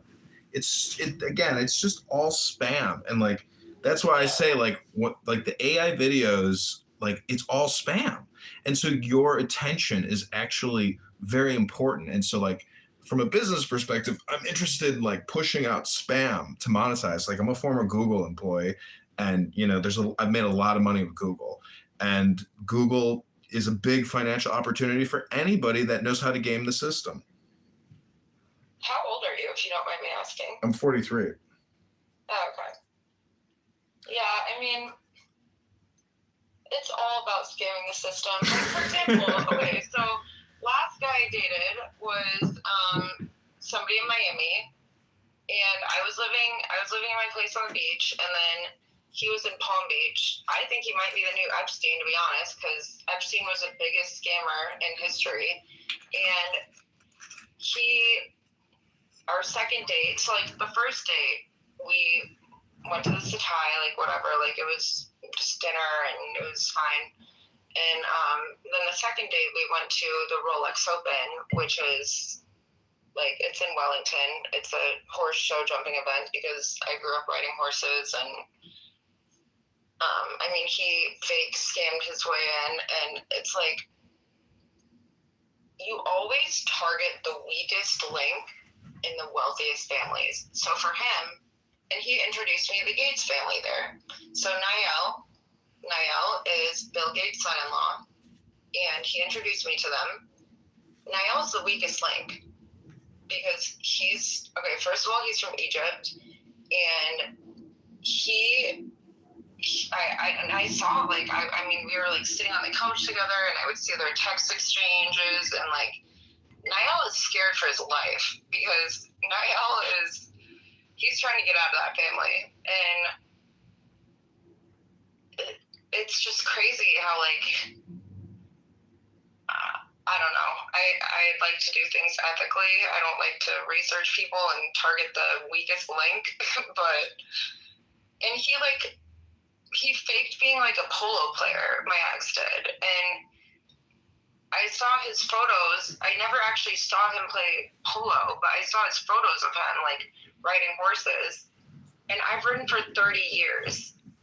You're not a polo player. Like, you have like, maybe you rode a horse one time and did like a polo class, but like, no.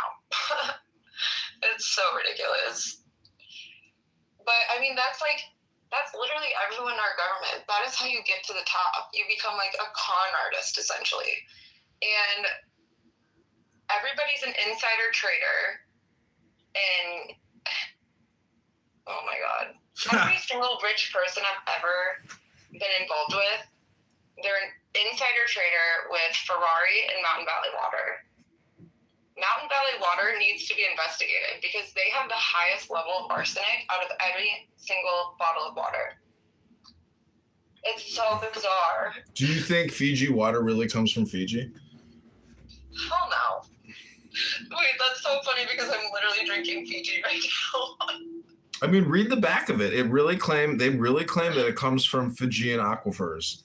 It says, in Fiji, tropical rain slowly filters through ancient volcanic rock before collecting in a sustainable aquifer deep within the earth. Along the way, the water gathers in the vital minerals that give Fiji its signature soft, smooth taste and the naturally occurring electrolytes that are significantly higher than other brands bottled at the source and natural pressure. Yeah, I mean, this is all fucking bullshit. That's so funny. I literally have it in my hand. See, I think it's like they put it in the past tense or something, and like they rebranded it because like maybe it really did come from Fiji, but then when the private equity firm bought it out, they changed the wording to describe the natural beauty as opposed to saying that this product actually comes from Fiji, which would be impossible. How the fuck would you transport all that water across the Pacific? It's so stupid. It's funny though. And I mean, Mountain Valley Water, like a lot of rich people, like, and then also, this is interesting. This is an interesting fact. And this can't be repeated, but like, okay, so Nestle Bike, right? Like Nestle, the chocolate company, like the Bike family owns it. And they have a plant in Bloomington. The granddaughter of the person all of a sudden, she randomly brings a horse that she doesn't even really ride to my parents' house and names it Hershey. And she always just like wants to go to dinner with my mom and like hang out, and like they're also one of the biggest investors in Mountain Valley Water. And since I started speaking out about Mountain Valley Water and doing research on it, like then one of the biggest investors is randomly going to bring their horse to my parents' house. That's weird. Wouldn't it be funny? Well, see, this is like an art project where I would call it like, Chicago Water Bottling Company or something. And you literally, you just bottle water out of your own tap. But it's all just like a marketing promotion. Like, I wanted to start a vodka company one time and I called it like Soviet vodka. And I was going to get girls to dress up like Soviet soldiers and do a photo shoot. What the hell? So I found out how much it is to buy a wholesale bottle of vodka and have it labeled. It's $4 out of Wisconsin from vodka manufacturers. But I never went through with it. But it would have been a fun project. But to actually sell to a bar, etc., it's like very difficult to say, hey, here, try my Soviet vodka. Like nobody's gonna fucking buy that shit because they know it's all just $4 a bottle. Whatever label you slap on it, that shit's $4 a bottle. I mean, you could definitely do like a big like advertising campaign though with that. I feel like that would go pretty far. Yeah. That'd be actually kind of funny. But why Soviet? Just because like there's Stolichnaya vodka, and like if you look at the communist photos of like the communist founders of Russia or whatever the fuck it is, the writer or whatever, Karl Marx, etc. Like it's just like very artsy kind of photos with like a very specific style, and like I thought it would just like look cool on a vodka bottle or something, Oh yeah, I mean I don't really drink, so I don't know. I don't really know much about that industry, but I do have a lot of people in the industry and like the cannabis industry as well, which this is also insane. So I was approached when I was walking down the street by a random guy.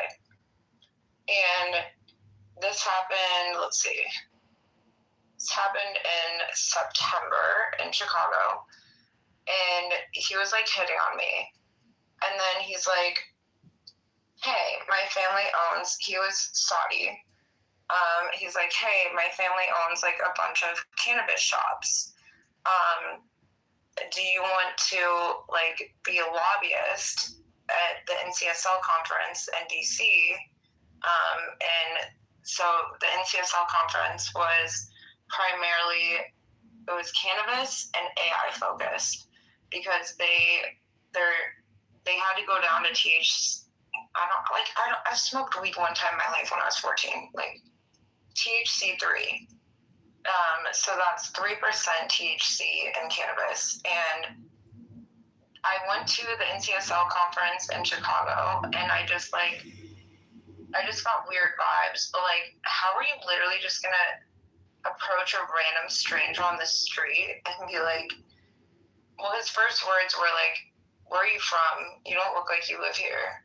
Because, I mean, I'm tall and tan and blonde, whatever the fuck. But, like, it was weird. I don't know. Wait, did I mention? This is also weird. Wait, let me show you this. Did I mention the Muslim Arabic prayer mat that I got in the mail yesterday? And nobody knows where I live? Look at this. Look at this. This is crazy. I'm going to FaceTime you for a second. This is wild. I mean, don't look at my face because... This isn't, I'm not on an iPhone. This is a Motorola. Oh, shit. Okay, I'll just send you a photo then. But I just contoured my face with, like, spray tan, so I look orange. But it doesn't even... Okay, first of all, it doesn't have my name on it. It says Veronica. Oh, my God, actually. It is so weird. And my doorman, like, God bless his heart. I basically had to brief him that weird shit happens because I'm not paranoid, like, but what the fuck is this?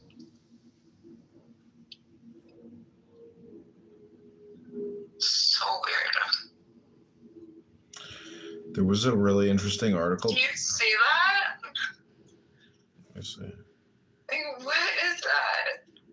And then I get my gun taken away and my FOID card revoked. Veronica, nice. Then the Muslim prayer mat when only my absolute closest friends in the world, like, know my address. And if I'm going to meet somebody, like, I never tell them where I live. But what? What is that? I got it last night. I actually... And then I look up the place that it was shipped from, and it says that it's known for, like, let me show you a photo of where I got it from. This Muslim guy left a really fancy prayer rug in the lobby of my old condo building one time, and I was like, you know what? You're coming home with me, and I still got it. Oh, wait. Oh, really? This is where it came from. From some website? Because that's like custom stitching. So it's Franklin Park, Illinois, 1055 Sesame Street. Like, I should work, you know what, get cash out. I should work for the fucking FBI at this point. I find everything out. Sesame Street? Huh? It came from Sesame Street. Yeah, and then when you look up the address, it says that That's weird. it's basically like a huge, like, it says if you received a package from this address that you did not order, it's likely a brushing scam where sellers send inexpensive items to create fake verified reviews for their products. No. Do you think a Jewish guy did a Jewish guy send you that? What did you say? Did a Jewish guy send you that as a joke? I don't see.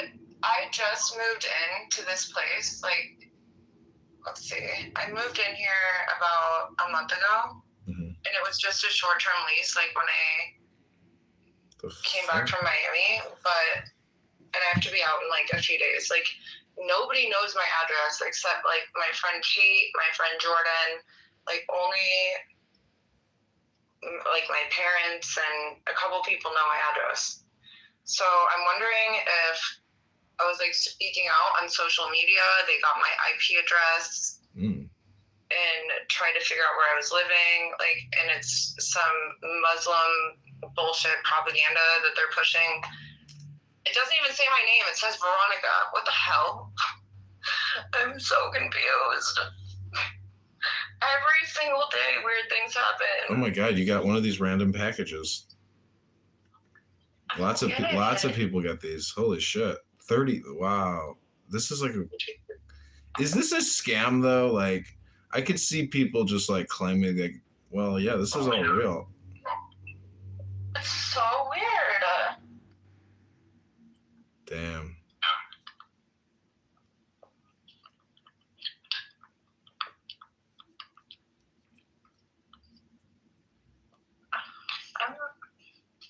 I'm so sick of this.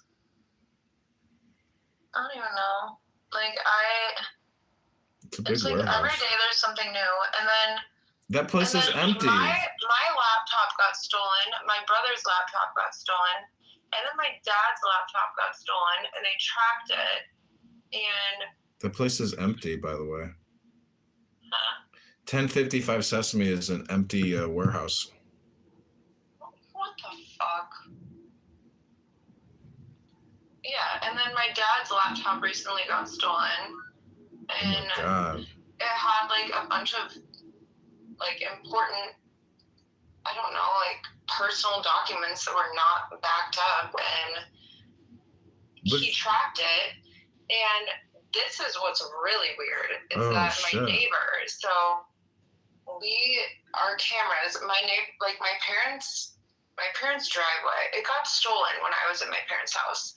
And it was right around the time that the two PIs showed up back to back. And their driveway is like a half mile long in the middle of nowhere. And my dad had like a tracking device on his laptop. And my neighbor, his name is Jimmy, he said that he saw a woman walking out that looked like me with the laptop at 3:00 in the morning. And it tracked because like it did disappear according to my dad's like tracking at 3:00 in the morning. But why did she look like me? Like, this is like some kind of international scam.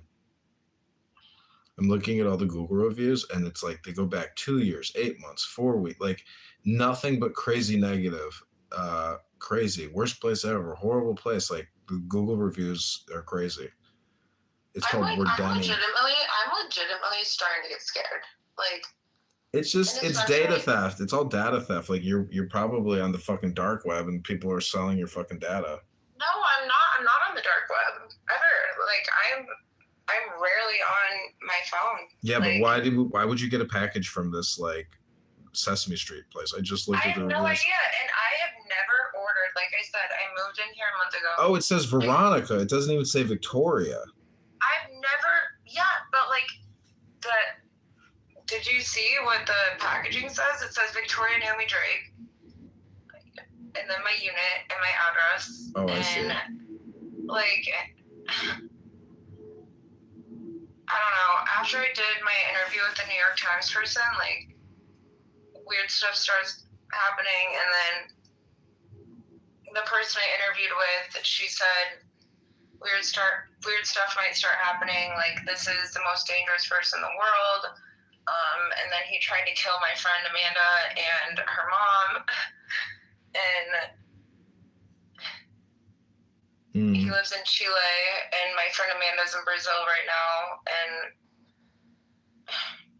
I'm in too deep. Yikes. I don't know. Somebody's just playing mind games with you. That's what's really happening. But I don't know how anybody would know my address. It shows up when you get a utility. Like, there's just so many ways for it to show up, or no, because I specifically put everything in my parents' name. Did you do mail forwarding? I just pay my parents.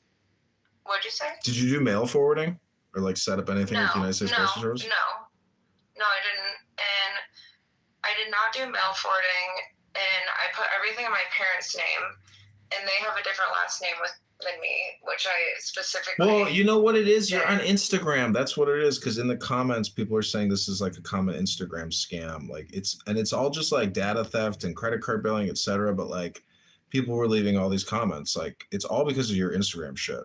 But like, how do you think they figured out my exact unit number? I can only tell you somehow they probably it's a data leak and a hack out of Instagram. No, but then like tell me why the guy comes in like when I'm like laying in bed in the morning, like 8 o'clock, and is like, I'm gonna kill you and your entire family, and like has a gun, and then he's like, I have a sawed-off shotgun, like I'm an ex-drug dealer, like I know people that will kill everyone in your family, like. Are you sure? Well, I don't know what to say. Like that's a different issue. Like in terms of like the packaging. It's just all this weird stuff has been happening since I started speaking about politics, and like. I mean, like you referenced earlier when you said that, like, okay, like you know that you've kind of made it when you have haters. Like I have so many haters, and now people are threatening to kill my family, and maybe it's because they think that I'm dangerous and I have actual political influence. I don't know. I don't know. There's just like, I mean, do you think it's like people you've personally been involved with, like romantically? Because that's generally what it is. It's like domestic. I've had like 3 relationships in my whole life, and then so I had a 9-year relationship all throughout high school, all throughout college. Married him. Also, son of a billionaire. Somehow I don't even fucking know how I got involved in that. And then after that, it was my ex who was frequently at Mar-a-Lago, involved in that. And then after that, it was somebody from Canada who was like a professional hockey player and lived in Miami. And then after that, I don't even count the con artist who introduced me to the Gates family as a relationship because it was literally like 1 month. I don't know. I just, those are like, I haven't been involved with that many people. Well, do you believe in astrology? To an extent. I mean, I do have that app, what's it called, like CoStar or whatever. And I do read it sometimes, and every time I do pull it up, it is accurate. But I don't know, do you? Well, there was this article that came out in the Daily Mail today. It says they argue that quantum physics taking place within our skull is what generates awareness. This includes the idea that particles can exist in multiple states and locations at the same time. As a result, our consciousness can hypothetically connect with consciousness across the world and even the universe, they argue. You know what was really weird, though? So I was at Soho Beach House in Miami, and I lived very close to it, and I walk in, and I'm meeting my friend Cassie, and all 3 of my exes are in the pool within like a 5-foot radius of each other. Like even people that I hadn't seen in years. I'm like, what the fuck is going on? Why are you all here?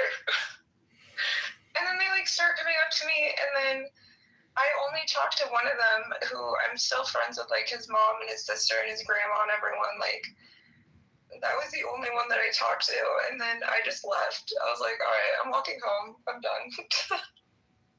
I can't. What's your sign? I'm Scorpio. Wait, I'm a Scorpio. When's your birthday? November 7th. Oh, wow, I'm the 6th. Wait, no fucking way. Wait, do you have CoStar?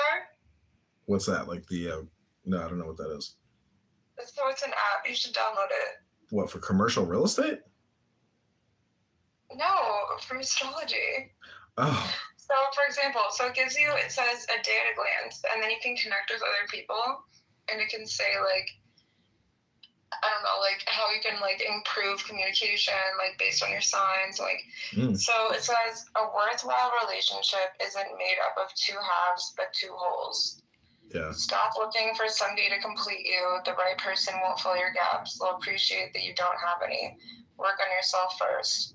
And then it says there's like do's and don'ts. It says don't, shot in the dark, nostalgia, synthetic fabrics, it's random. Do, eye contact, collaborative playlists, and and spin the bottle. And then it says, areas in your life, luck and sex and love. Today, boldness brings unexpected rewards. Your natural open-mindedness is amplified now, making you more willing to take chances with others that might have seemed too risky before. The doubt you feel before acting isn't a warning, it's just a price of admission to meaningful connection. Luck with friends, masks fall away. Your Scorpio intensity gives you unusual power in social settings right now, making some connections more real than they've been in some time. People can handle your unfiltered thoughts better than you expect. Can they though? I don't know. In fact, they crave your honesty. See, like, that's actually really accurate. Thinking creativity. Your mind gallops ahead, spotting patterns others miss. This period brings unusual mental clarity and self-control, making it ideal for big picture thinking and meaningful conversations. You've been holding back bold ideas out of fear they might sound foolish. Wait. Is that me running for office? You've been holding back bold ideas out of fear they might sound foolish, but your perspective has value precisely because it's different. Okay, interesting. Yeah, you should file. I'll go with you. We'll file together at the Chicago Election Commission, and we'll both. Wait, I'm actually down. Yeah, we'll both file for the mayoralship at the same time. Then we'll take then we'll take selfies and take photos with the flag. I'm trying to finish reading this. This is interesting.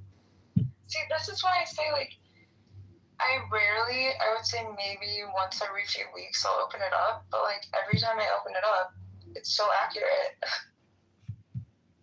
Yeah, I really do believe that it, like that quote, even about like the particles in your brain and quantum physics and like the universe, it's like ridiculous to think that like we're just our bodies or our intelligence or our consciousness. Like we're connected, at like a strange subatomic, metaphysic with the whole universe. So like if you study Jupiter or Saturn or Neptune or Mars or Venus, there's, intelligence there with regards to anyways, it's all just regards to intelligence, really. Yeah, and then like the final thing is, like the final quote, your desire to break rules isn't rebellion, it's your mind searching for new approaches to old problems.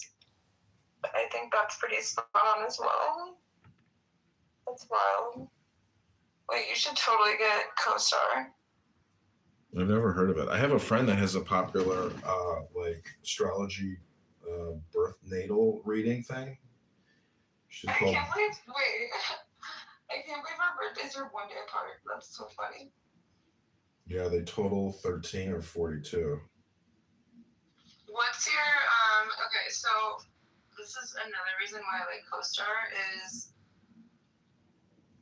so it has like, okay, so I'm a Leo ascendant, which like that also makes sense. Like I can be like very mysterious and like very Scorpio-like, and then also like I'm a Leo rising, which I'm very outgoing and like, I don't know. I know Leo's always want to be like the star of the show. Maybe that's me. I don't know. And then like my Libra is in Jupiter. I'm a Scorpio Sun and Scorpio Pluto. And then Sagittarius, Mercury and Venus, Capricorn, Uranus and Neptune, Aquarius, Saturn, Aries, Moon, Cancer, Mars. You should download this. It's interesting. Wow. Yeah, I'm looking at this girl that I used to work with at this advertising agency in Los Angeles. She has this app called Astro Bella Luna, and she like just released a book, but it's funny. Wait, what's it called? Astro Bella Luna? Yeah, I just downloaded it. It showed up when I searched for CoStar. No, you should totally get CoStar. And so this is so funny. So I haven't opened this app it's probably been a month at this point. So your sun in Scorpio means it's your third house, meaning you feel the need to distinguish yourself from others. And it says you can be manipulative, power hungry, and you need to seek the truth. And that is so fucking accurate. That is wild. Like, that is literally me to a T.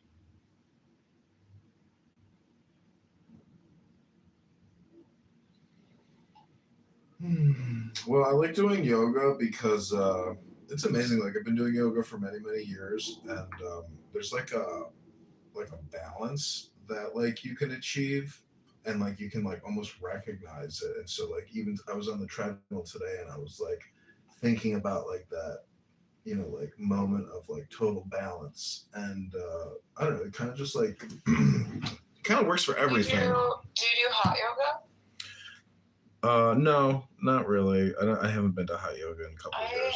I love hot yoga. It's like Yeah, my favorite workout. I love it too. I mean, I sit in the sauna. The gym I go to's got a big sauna, big steam room, so like I like stretching in there too. But Yeah.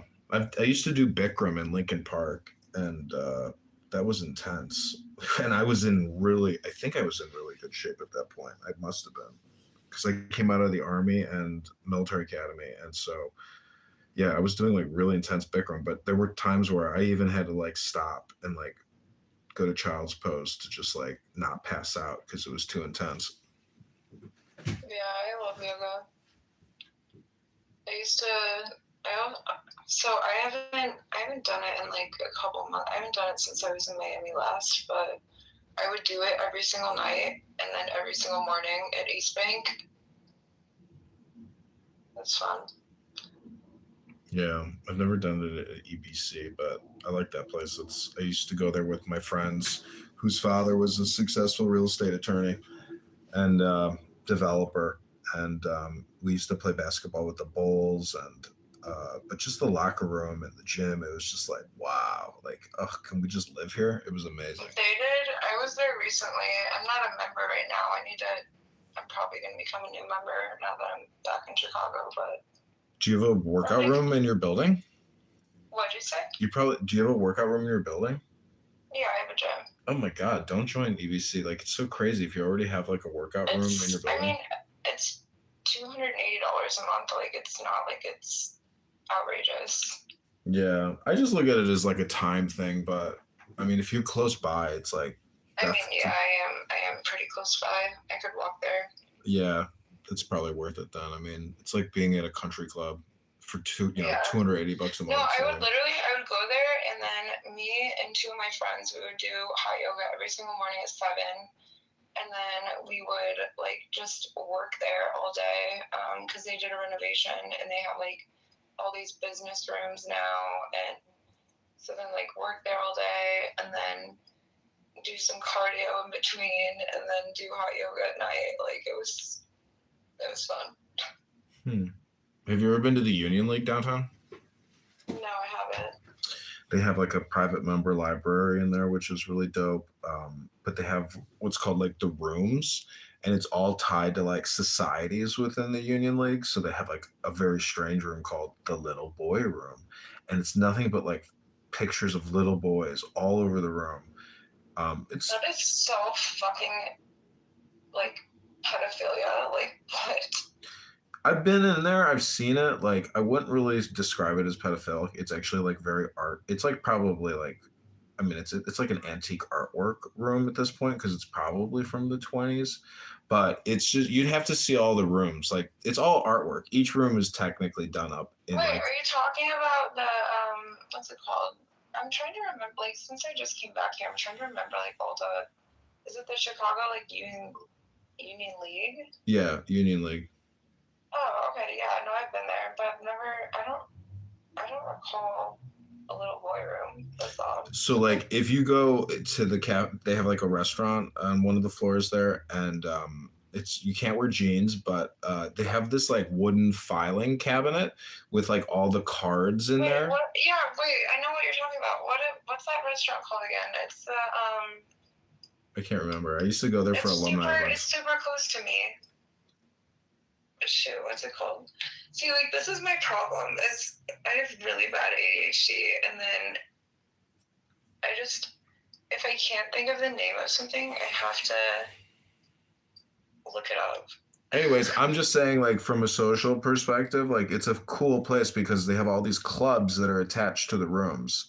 So like, yeah, it's just a social club. It's just saying it's a cool. If you got money and you're in the area, like it's a cool thing to participate in.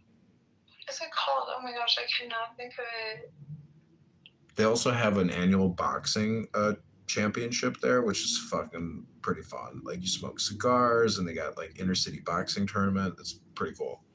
I also I always used to go to Soho House here, but last time I was at Soho House here, it was such a dumpster fire. Like, I know I keep saying that, but like, so Chance the Rapper came in and they were filming a music video. Okay, first of all, at Soho, like, you're not supposed to be filming.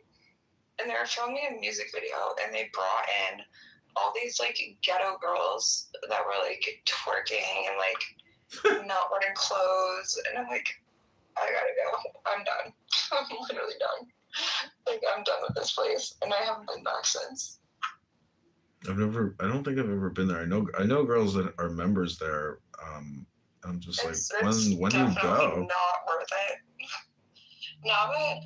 So Chance, he actually like moved very close to my ex's family's house in Lake Forest, and they became close. And then he would always buy like, and I'm not trying to sound like I'm like rich or anything or like a spoiled brat, whatever, but like, so my ex's family had a bunch of courtside seats at the Bulls games, and Chance, like, if we couldn't go, then Chance would buy the tickets, and he's a mess.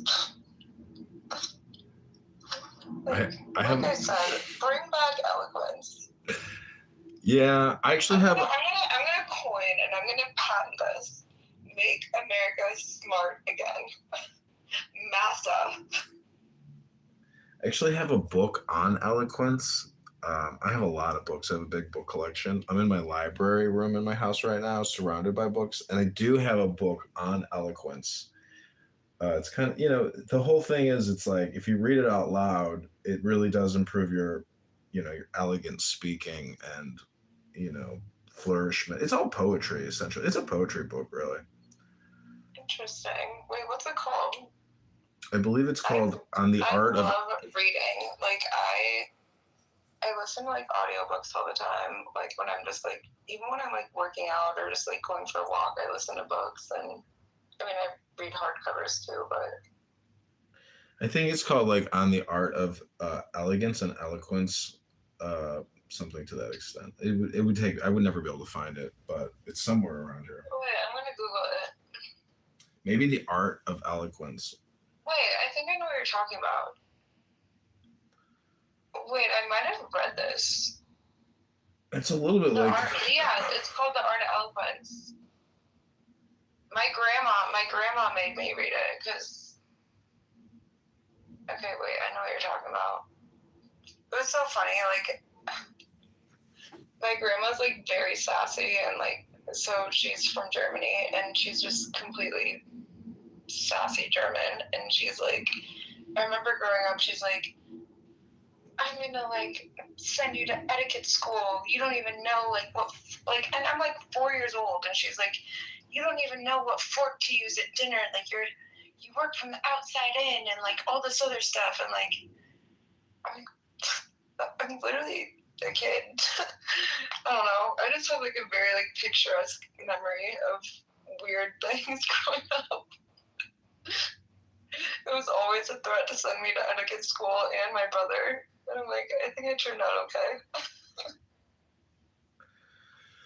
Yeah, I mean, etiquette in many ways is like the materialist, or it's like tea ceremony. Like my dad's wife loves to put on like, fancy dinners with all types of, accessories on the table. And it's like, can we just get a hot dinner?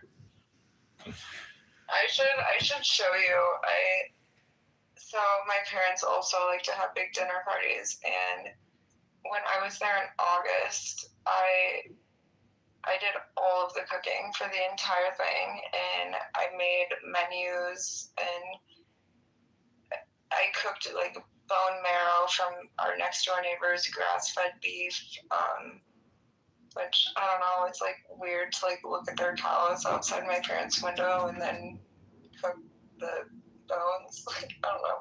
So I made like bone marrow and like truffle risotto, and then lemon chicken and lamb chops and tomato salad and all this other stuff. Like, but yeah, I don't know. I think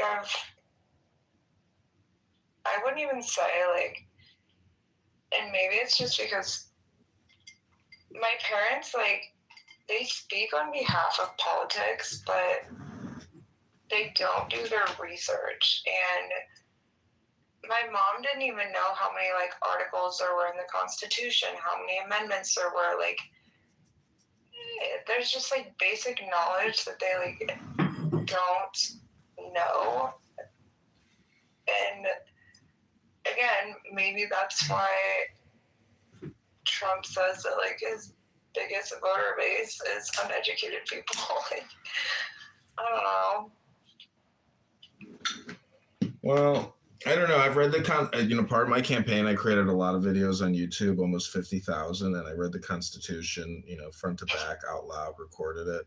And there's a lot of it's a lot of God in the Constitution, like nonstop. Yeah. It's it's like a transcendent document, but the Declaration of Independence, the whole thing is tied to God. And I don't know, when I hear Brandon. Are you a Christian? Yeah, I got baptized in 2000. I kind of want to get baptized again. You can go. Every day that I take a hot bath, I technically claim that that's my daily baptism.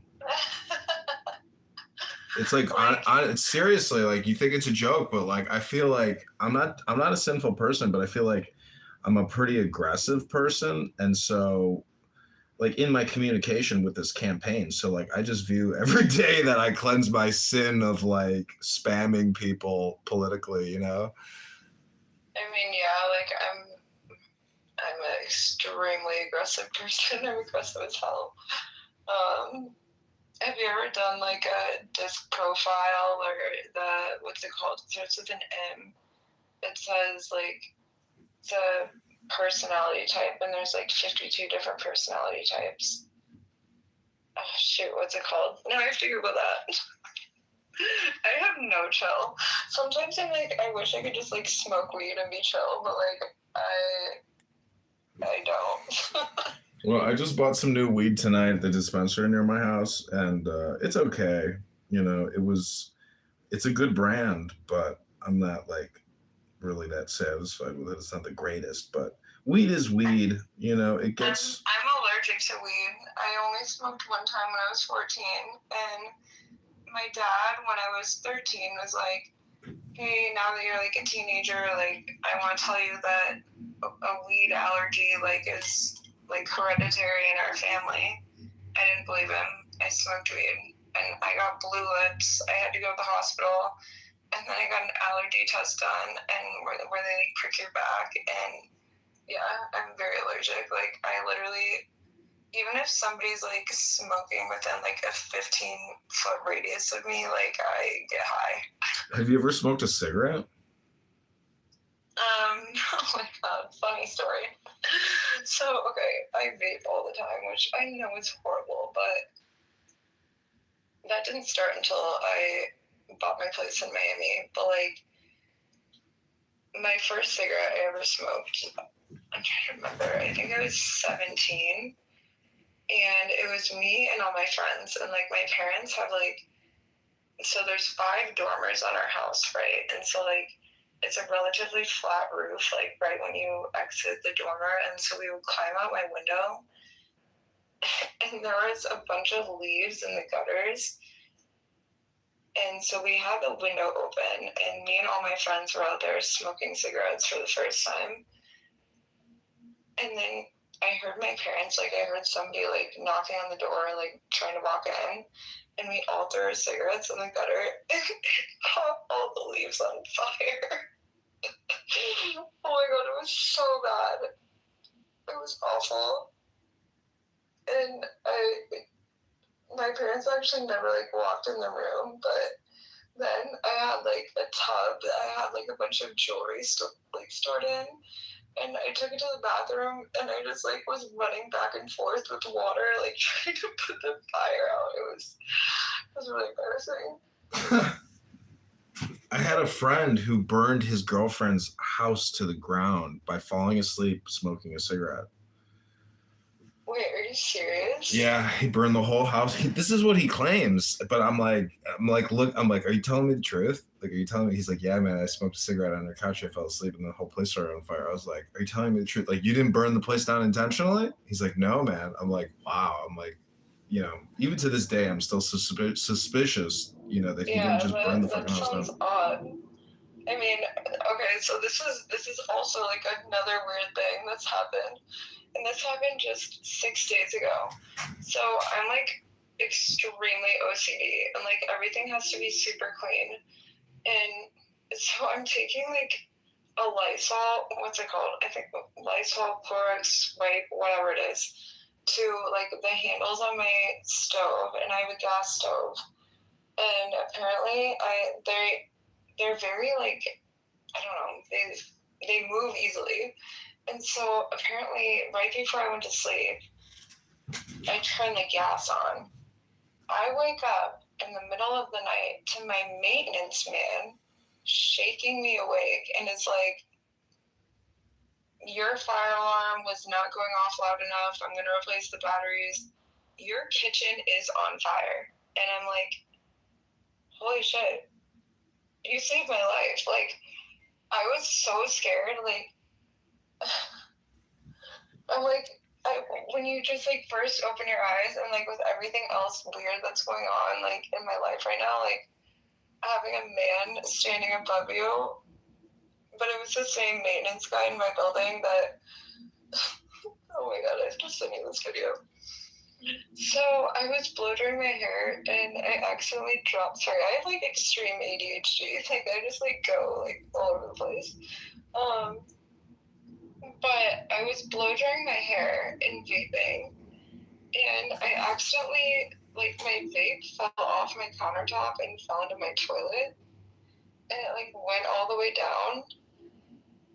And my maintenance guy, it was the same maintenance guy that shook me awake, but he had to literally take my toilet off the base and like, I don't even know what he did, but he like sucked it out of like the plumbing, and then he like put my toilet back on in my bathroom. It was so bizarre.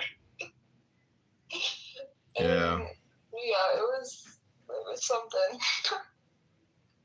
I should actually send you the video. It's kind of funny. But like, I know vaping is so trashy, but I still do it. Have you tried? Have you tried? Like my parents are like helicopter parents, and they're like super strict, even though I'm literally an adult. And they're like, oh yeah, nicotine stimulates the brain, so I have no problem with you vaping. Have you tried a cannabis vape? I just stay away from weed, honestly. Like I know that weed, like, a lot of people technically, like, don't think that it's, like, a drug, you know? But, No, like, it's a chemical additive to the brain. I mean, it's totally a drug. I just try to stay away from everything. Yeah, but my point. Related. But my point is, you're vaping. It's a drug. What are you talking about? Okay, but it's nicotine. It's not a cannabis vape. It's just nicotine. I know, but well, my argument is that like, whether it's nicotine I or know it's not super healthy, but I've only been doing it for like a year and a half, and I'm gonna quit soon. But well, one way to consider quitting is actually, I don't know, it's just like a theory. Like, how do you stop smoking? Like, I have books and CDs on how to stop smoking, hypnosis. You know, it's like hypnosis CDs and books. And if you actually, were you a cigarette smoker? No, I just have a lot of books, and I smoke weed, but you know, I'm still interested in like, you know, how do you essentially deprogram yourself from smoking? You have to find content to essentially override your tendencies, you know. Yeah. So, anyways, it's just like I have multiple books on smoking cessation hypnosis. I think it's almost with vaping. It's like a hand to mouth like fixation, and in the city of Chicago, they removed which I do think is good. They removed the sale of every single, like, you can't buy a vape anymore, basically. But I have my ways. I have too many connections in the city, so. Yeah, I see shops get shut down all the time. They'll keep them behind the counter. Yep. And then, yeah. Yeah, there's a place in I've seen, right in Streeterville. My friend used to buy his little vapes. It's so pathetic that they have to that they can't exhibit it, but you have to ask. And I don't even know what the product is, but yeah, there are people that just it is like it's a serious health problem. Like it's very taxing on the body. It's microparticulate. It's not like you're burning a bush. A bush is a little more natural. You're actually like heating a fluid, and creating a microparticulate and penetrating the lungs to get the buzz from it. So I mean, trust me, I know it's bad, but like if that's the only like bad habit that I have, then whatever. It's fine. Well, part of meditation and yoga is breathing. And so like I always remind people, like I've done a lot of interviews and I say, if there's one thing that I could communicate with you in this interview, it's that taking the deepest breath of the day, let's take the deepest breath of the day. And it's kind of a funny thing to just like throw into a conversation, but I do it all the time. So just take the deepest breath of the day and hold it for 10 seconds. What you can buy though, like you can buy non-nicotine vapes, like in order to stop vaping in general. And maybe I should do that. I don't know. Well, what you're doing, my theory is that every cigarette smoker is technically trying to take the deepest breath of the day. So if you start doing more awareness breathing throughout the day, where like even prior to a puff on your vape, you say, okay, before I take this puff, I'm going to take the deepest breath of the day. And then afterwards, after you take the hit from the vape, you say, okay, now I'm going to take the deepest breath of the day and actually hold it for 10 seconds. Because when you put pressure on the lungs, you're pushing those, microparticulates into your bloodstream by putting more pressure on your lungs. And so it's just something to think about when you smoke or breathe. I'm literally hitting my vape right now. Yeah, so try after you exhale, try now taking the deepest breath of the day. I've created videos on what's called diaphragmatic breathing using I've done meditation. I'm familiar with like breathing like through your diaphragm and everything like that. But I've created videos on on diaphragmatic breathing plus cannabis, because do you know they used to treat if you what's it called when you have shortness of breath? I mean, I don't know, shortness of breath. No, what do people take the inhalers for? Asthma. If you have asthma, do you know they used to treat that with tobacco, because tobacco flares open your capillaries on your lung and allows you to take in more. I had asthma when I was growing up, but then I started running like 5 miles a day every single day, and I got over it.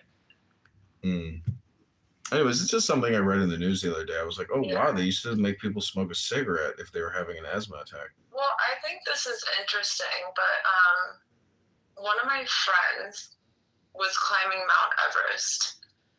And he said that there was a woman that was like so far ahead of him and was just like literally running, like going straight up the mountain, and she was elderly. And he asked his guide, he's like, wait, what's going on? And he was like, oh, I know her. She's done this multiple times, but she smokes. So she smokes cigarettes, and she's used to less oxygen in her lungs. And so that way, like when you're at like a higher altitude, you're essentially like able to cope more with the higher altitude, because obviously there's less oxygen there, and your lungs are already used to like the lesser amount of oxygen. And so then you can go to higher elevations more easily. I don't know, random, but interesting though at the same time.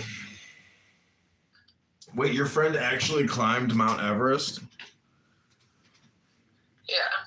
Holy shit. I've met some interesting people. Trust me. That's a very exclusive club. Yeah. I mean, sometimes I wish that I could just like move to a farm and like. So one of my other friends, I'm not gonna say her name, but she was engaged to Brad Garlinghouse, who helps manage like all the. Holy shit! 1 second, I have to. Gloria Allred is scheduling another meeting with me. Oh my god. But so my friend was engaged to Brad. Now I feel like I'm buzzing because I like didn't hit my mute for a while. My friend was engaged to Brad Garlinghouse for a while, and I mean he owns Ripple and XRP and all of that, and he helps regulate. He basically helps regulate like cryptocurrency for the government, and my friend was just so sick of being around all these people. She just bought a log cabin in the middle of nowhere in Arkansas in the mountains and was like, I'm done with all of you. And just like went off the grid. But I'm like, as much as like I know I'm a very, very strong person, I'm very strong-willed, and like I can be stubborn, I can be like manipulative, I always get whatever I want, I feel like, and maybe she just like, I feel like she's very similar to me, but like I think she just kind of crashed and burned, and like sometimes I'm like, I wish I didn't meet all these people and like get a part of the scene essentially, but at the end of the day I'm kind of grateful for it as well. Well, some people got buyer's remorse, you know. I don't know. Like, it was crazy. I mean, so like for example, first time I ever met Brad Garlinghouse, it was like 8 years ago at my friend's place in Chicago. She had just started dating him, and it was her housewarming party in her condo. And I walk in, and there's signs everywhere. Drop your phone here. No recording, no photos. Under investigation by the SEC. And I'm like, what the fuck? So, like, it was just weird. And then she went to Paris one time, like, this was like 5 years ago. She went to Paris, and she calls me at like 1 o'clock in the morning, and she's like, oh my god, I left my door unlocked, can you go check on my house? And it was a house that they had previously like lived in together, but he like essentially like, gave it to her, and this was right after she ended the engagement because he's a total weirdo. And I'm like I keep my circle very close and very small. And so when someone like asks me to do something, even if it's in the middle of the night, I'm gonna go do it. So like I dress in all black, I put a hat on, like I pull my hair back so like no one can see who I am. And this is like a very high profile house in downtown Chicago. And I get an Uber and I like kind of brief him on the situation. We pull up and there's just like big black SUVs like lining the street, and I go throughout, like I take the Uber and like get a flashlight, and then because I didn't have a flashlight, and then I'm like walking through her house with a flashlight, and she's like, can you check for cameras, like can you like see who's there, and like all this other stuff. And like I mean, to the average person this would sound like extreme paranoia, but like when you're like in this deep, it's not paranoia anymore. Like it's ridiculous. And I mean, I don't even know how Brad Garlinghouse is like working for the government right now. I don't even know how he's worth $12 billion. Like he created a smear campaign against the Miami mayor because he thought that my friend was hooking up with the Miami mayor, which I don't even know who the mayor was at that time. That never happened at all. She never cheated on him at all. And so he bought 5 semi-trucks and plastered the mayor's face on the semi-trucks and created a smear campaign. And he never got in trouble for that. Like, I feel like billionaires just, like, they have way too much time on their hands, and, like, once they reach a certain net worth, they have way too much time on their hands, way too much access to resources, way too much money, and then they just, like, and I think this is what, like, going back to Epstein and, like, all these other people, like, they want to see what they can get away with. And my ex's dad, like, even though they're, like, my most recent ex's dad, like, even though they're, like, from a great family and everything, like, and I never witnessed him, like, being creepy towards women. Like, I have nothing negative to say about the family, but, like, he would do some weird fucking shit. Like, him and his best friend, they would dress up in suits and go into Tiffany's in New York, like on Fifth Ave, and pretend to own Tiffany's and be like, I need to investigate the diamond vault. And they would just walk in and like just weird behavior like that when they get bored. Like, it should seriously be studied. But also, I think there's like a certain, I think that, and I started doing neurofeedback and brain mapping, and I think it should seriously be studied, like, certain personalities and their, like, just extreme behavior and how it relates to, like, their IQ level and everything else. Like, I know I'm not normal. Like, I'll tell you right now, I'm definitely not normal. Like, and every single person that has, like, so when I did my neurofeedback and brain mapping, they basically put, like, an electrode cap, like, on your head, which sounds weird, but then I got, like, a 13-page report, and they could pinpoint, like, the exact day that, I mean, I got an eating disorder, for example. Like, they could pinpoint when I fell off a horse and, like, I got a concussion. They could pinpoint that. Like, it is so interesting. And they said I have extreme OCD, one of the highest IQs they've ever seen. And this person in Chicago, he's done, like, I mean, he's had, like, Oprah, and, like, he's had, like, celebrities in there, and for him to say I have, like, one of the highest IQs he's ever seen, like, that's great. But then he's also, like, yeah, extreme ADHD, extreme OCD, like, horrible eating disorder, like, so it's just so interesting to me. I don't know. Well, what do you think about Jesse Jackson dying? Are you heartbroken? Wait, Jesse Jackson? Yeah, the Reverend Martin Luther King's. When? No, I know. When did he die? He died just the other day. Oh, I honestly did not know that. It's news to me. Yeah, he wanted to get a national, honor at, like, the Capitol, like he was MLK or something like that. But Speaker Johnson's like, no, dog, no way, not gonna happen. Yeah, I mean, it's all just fucking clickbait, though. I'm indifferent about it. It's all just clickbait. That's all it really is. But I met all the media is, literally every single, like, Newsmax, CNN, like, Fox. It is all clickbait. Like, oh my god. And then, so I matched with Bill Malugin. He's a Fox News host, and I matched with him on Raya, and we were talking for a little bit. And then, ironically, the person who I told you climbed Mount Everest, he used to date Bill's ex-girlfriend.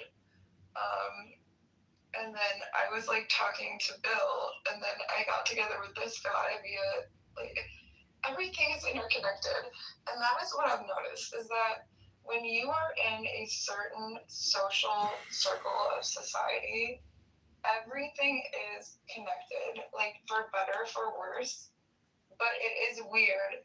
And so Bill is on a call with I'm trying to remember if it was Dana Farino or it was Martha McCallum. And so he's on a phone call with her, and they're just like talking about like the importance of getting that little like monkey who was like, I think his name was like Poncho or something. Like, oh, we need to do a story on Poncho. Like, I'm like, there are literally people in the government that were eating babies, and you're just like, you're gonna downplay the media so much that you just want to talk about like a monkey who had like a stuffed animal that he liked. Like, what the fuck? I don't know. Oh I mean, I just like I can't anymore. Like, and you know what's also very interesting is that like both on the right and the left. And I think that the media really does try to divide people. I think we need to stop thinking in terms of right and left. I think we need to start thinking in terms of up and down, like political elitists versus normal people, and how normal people can have like a better life. And so, where was I going with this? I don't know. Sorry, I'm so tired. it sounds like you're running for the mayor of Chicago. No, but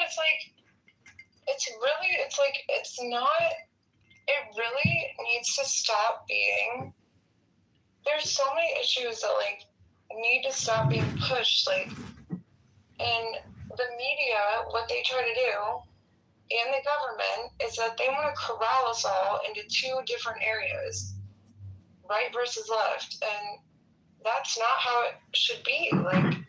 Like there's several democratic policies that I believe in. Like I'm usually like very far right in terms of policies, but like even the fact that I have to say that and make that differentiation between right and left, like why don't we just like call policy what policy is and just get rid of the right versus the left? But You can't. That's nature. It's opposites. Right and left is what there is. It's just natural. I know, and like I said earlier, I don't think independence had a chance since 1970. I don't even remember the person's You name. can't run as okay, so there's an alderman running for Chuy Garcia's congressional seat, and I'm going to challenge his petitions because there is no fucking way this guy can get 25,000 signatures as an independent within the time span that he has. It's impossible. So there's going to be widespread fraud, and I'm challenging. I'm going to challenge him. I already put it out, and on social media, anyways. But like a lot of even like super PACs, right? Super PACs fund, like there will be a super PAC that will fund both the right and the left. Like one super PAC will literally fund both parties. Like they just try to create chaos. Like, and it's the same way that they do the Diddy thing and then the E-Files, like, and then Venezuela and ICE, and like they are and then Iran, like. So wait, if seriously just trying to stir up chaos. If you were gonna run for mayor, you would file as a Republican? Yeah. Because the other option is libertarian. No, I mean that just wouldn't work. So I would whatever office, and I seriously will become president one day. And like I say, I've got my mind to every single thing that I do, and I go 100% in, and I'll be president one day. I know I will. And so I would run on the Republican ticket, and then I would essentially start challenging the status quo and put in more moderate policies and just destroy the system. So like I can play the game. Like it's a game, right? Like everything in life is a game.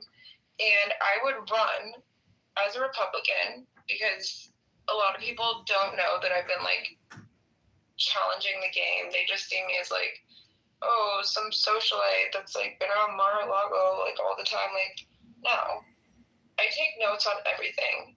Like, even when like we were talking earlier, I was taking notes on my laptop. Like, I take notes, I take evidence, I take every single thing. I have so many videos and photos on my phone, and it's just like, you have to, unfortunately, in this day and age, run either on the Democratic ticket, like, or you have to be a Republican. And so I would run Republican because that's who my voter base would be. The Democrats would hate me because they would, you know, look at my social media posts and be like, oh, why are you running for Democrat? Like, you're full of... Well, you could just make that private, create a new public, political campaign, and you could run as a Democrat. No, it's just like, no, because I would have no chance. So, again, you have to play the game, right? Why would you say you have no chance? The whole thing is to get on the ballot. My game would be running for Republican in whatever I do, because just in terms of like who I know, yeah, and but who I associate with. I know, but you like just said in the beginning. I would say 95% of everybody I've ever associated with in my life is a Republican, whether it be at Mar-a-Lago, whether it be in certain social circles, and so. So then just run as a Republican. I'm just asking you because like. No, I absolutely would run as a Republican. That's what I'm saying. But then, like, if I would win, I mean, not if, because I will win, because I know I will, then I would start instating certain more, like, moderate or, like, libertarian policies. But I would absolutely run on a Republican ticket in everything that I do. And then I would kind of like turn it upside down just to fuck with everybody. Well, I don't think anybody has the patience for this, but actually teaching Republican history as like a regular communication, because I went to Abraham Lincoln's tomb when I filed for Congress, and my mother and I did the tour, but my mother talked the ear off of the woman at the front door, and I was so annoyed, but then the woman dropped a gem. She was talking about Republican history and how it didn't just come out of Wisconsin. Like there's this little white shack. It also came out of Michigan. So it's like a Protestant religion, Christian movement, knowing that slavery was, a great sin. So anyways, there's a big history. That, in my opinion, is weaponizing Christianity. The same way that Erica fucking Kirk, I hate her. Oh my gosh. I should tell you, I was trolling her. I was texting her on Charlie's phone and trolling her. The last text I sent her, I should send you a screenshot. It said, fuck you, you fucking sadistic bitch. You killed my friend. Oh no. No, I know it's bad. It was really immature of me, but I mean, she didn't pull the trigger. You don't got to say that to her. Like, she could also be under tremendous blackmail or something. We all make mistakes, but I've never seen a happier widow. Let's just put it that way. No, but like, there's a lot of, there should be like a history book of like, marriages and divorces that didn't end well. Because there's just never, there's so many stories. He took her out of his will, like, right? No, I didn't know that. Yeah, because she was having an affair. I'm not, so I did not know her well, but I believe it was with Cabot Phillips. Did you see her pushing her mother around? Her mother's like dying in a wheelchair. Like, did you see that video? That bitch is fucking evil. She's intense. Like the fact that she even shot the casket, like that shit was intense. Like I screenshotted all that, but like the one of her mother just recently was intense. It was all just, and like, it's like hard for me to talk about, honestly. Like, I've never been the same since that day, but it's just like, Erica is out of fucking control. Like, okay, so first of all, at the memorial, like, I was supposed to go to the memorial with one of my friends, my friend Kurt, who founded Vital Proteins. He was one of my old next door neighbors when I lived in Trump, and I was supposed to go to the memorial with him, and then Candace was going to be there, and then Charlie's parents, and his sister, and Kurt's son grew up with Charlie. They were very close, and we were all going to go together. Candace drops out. Then I'm like, I'm sorry, I can't do it, because I knew it was going to be a MAGA propaganda-filled fucking bullshit shit show, which it was. Who comes out and like, and the way that she wipes her tears, like when she like tries to be like sad about Charlie, like, you killed him, like, bitch, you fucking killed him. Well, she didn't shoot him, you know. I just. She didn't. She didn't shoot him. Who has like 7-foot tall sparklers at somebody's memorial? And then the only real person there was Tucker Carlson, and he just met in Israel with fuck, what was his name? He's Israeli UN ambassador. Huckabee. Yeah, he just met with Huckabee, and then he was detained in the airport. Yeah. Like, Tucker's a real one. I love Tucker. Like, I met him many times at Mar-a-Lago. I don't know him, like, super closely, but he's a real one for sure. And I don't know. I think out of all the speeches, like, at Charlie's memorial, Tucker was the only person that was genuine. Everybody else was just fake. And that makes me livid. That makes me really fucking mad. Yeah. I don't know. I mean, I'm kind of a Buddhist. Like, I'm looking at a picture of the Buddha right now, and he's like meditating surrounded in flowers with like a half a coconut with like more lotuses. And there's elephants, and he's just meditating, and like he's surrounded, you know, by like golden light and white, like white light. But anyways, I'm just saying that, like, you know, the whole media thing, like Tucker Carlson, the whole thing is just like one giant spam, you know. And it's like, how the fuck are they gonna boot Tucker from Fox News? It all goes back to starting to question the agenda. He started to question Israel. He started to question so many different things. Mm-hmm. And okay, so in my personal opinion, so first we have Charlie, right? He was killed. Then Nick Fuentes is going to be next. No, I already know this. Why do you think he's going to get his ass nicked? Why? No. Something happened. I can't talk about it. Something happened to him 4 weeks ago. I can't talk about it though. Nick is going to be next, and then we're probably going to have Tucker. I hope I'm not included in the mix. And like I said earlier, JD Vance. JD is an incredible person, and a lot of people didn't even know who he was, but I knew who he was literally, let's see, when did I first meet him? 2013? And then I read Hillbilly Elegy. I just randomly happened to buy the book in the airport, and I learned more about him. And so it made sense, right, for Trump to pick him. A lot of people are like, what the hell? But this is what they do, is they target people from certain areas. JD was from Appalachia. He was from a poor town.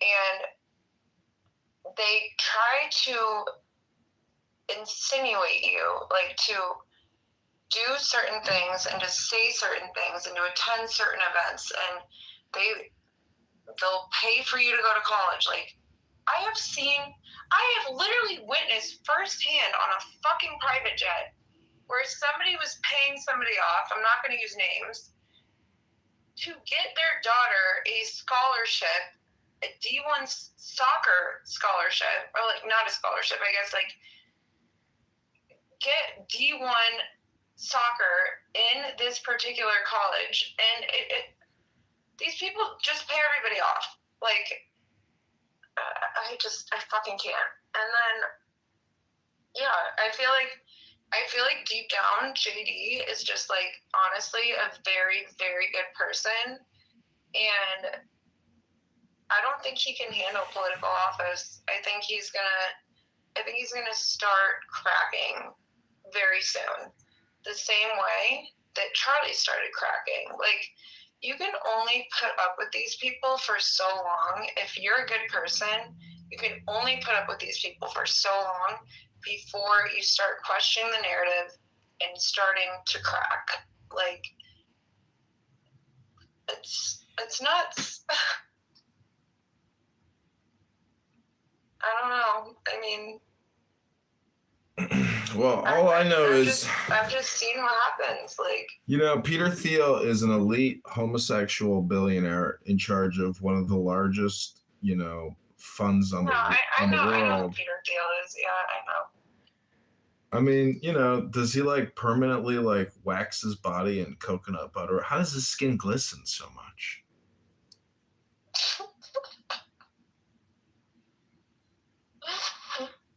I mean, I haven't looked up any recent photos of him, but like, is it glistening? There's like a photo of him. His skin is so oily. It's like so. Wait, hold on. I'm looking. I don't know what he does to his skin, but it like looks very strange.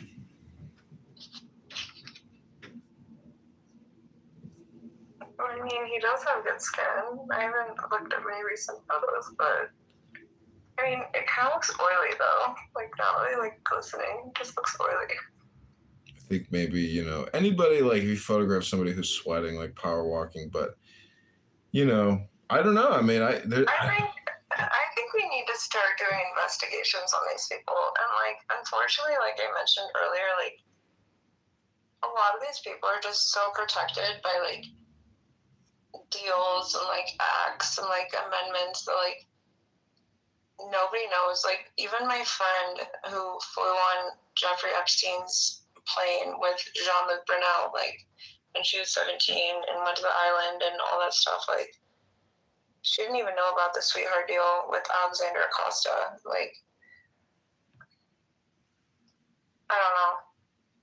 Like, but Palantir needs to be shut down. I think Tether. Okay, so let's talk about Tether, right? Are you familiar with Tether? No, not really, no. So it is a stabilized, they call it a stabilized US cryptocurrency. So it's backed by the US dollar. And what they're trying to do is they're trying to go from USD, right? US dollar to USDC, which is US dollar, like with the cryptocurrency, to USDT, which is US dollar connected to Tether. Mm-hmm. Tether also funded the ballroom destruction on the East Wing, the $400 million ballroom, right? And they're also like, so it's three guys, and like, to me, it just looks like a weird like Ponzi scheme. Like, it doesn't even look like a real company. And they funded the destruction of the ballroom along with Larry Ellison to build the fucking data center that's 5 stories underneath the East Wing, and that's why it is $400 million.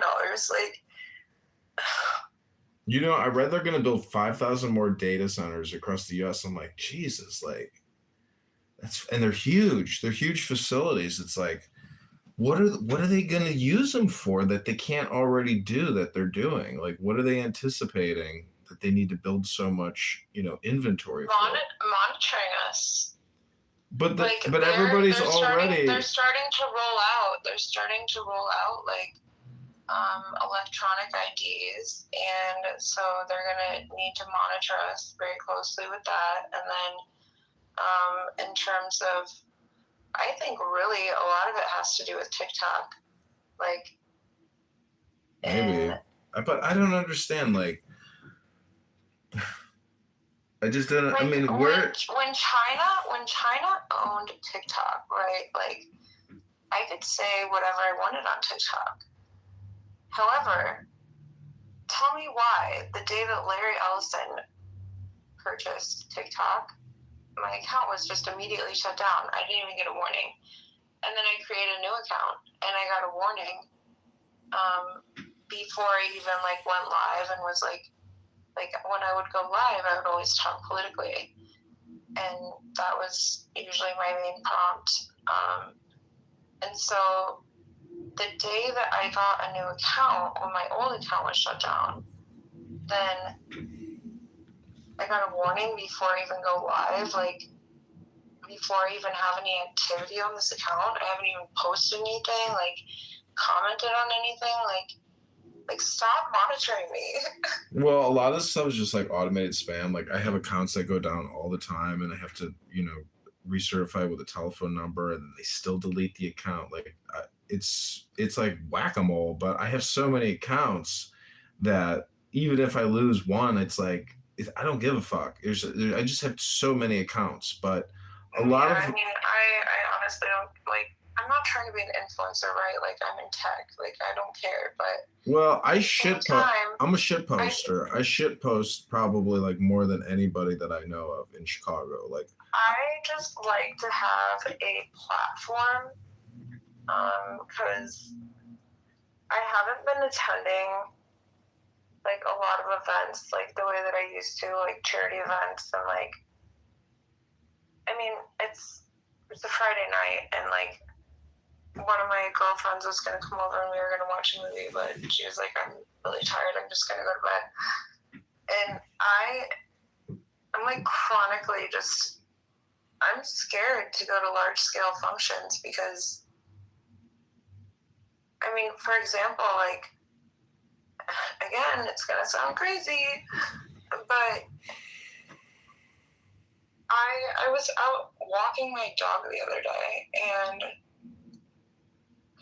right now, so my parents took my dog, and like this was when like everything weird is like going on with my phone, and like Apple's like, go to the police. Okay, what the fuck are the police gonna do with my phone? But I can't get a new phone every 2 weeks. Like that's insane behavior. And then so I'm out walking my dog, and I'm taking the dog park, which is like in Lakeshore East, and somebody jumps in front of me and starts taking a bunch of photos of me. Like, I don't feel safe. Like, especially not having a gun. Like, I don't feel safe. I don't know what to do. And my doorman, luckily, shout out to Paris, love him. That's like, I mean, not that like race or whatever matters, but like, he's like a 50-year-old like gay black man. I love him to death. He makes sure that there's always 2 cop cars sitting outside the building, like just in case. But I don't know. I'm just gonna keep speaking my truth, and I don't know. Well, I have a magic flute here. I was just playing it. Do you want to hear a song? I'll dedicate it to you. You what? I have a flute here. Wait, my mom used to play the flute, and I was messing around with like her old like vintage flute, like maybe a few months ago. Do you have it at home? No, I don't have it here. It's at my parents' house. Oh, it's a fun flute. It's beautiful. I mean, it's handcrafted. I don't know what country it's from, Wait, but play a song.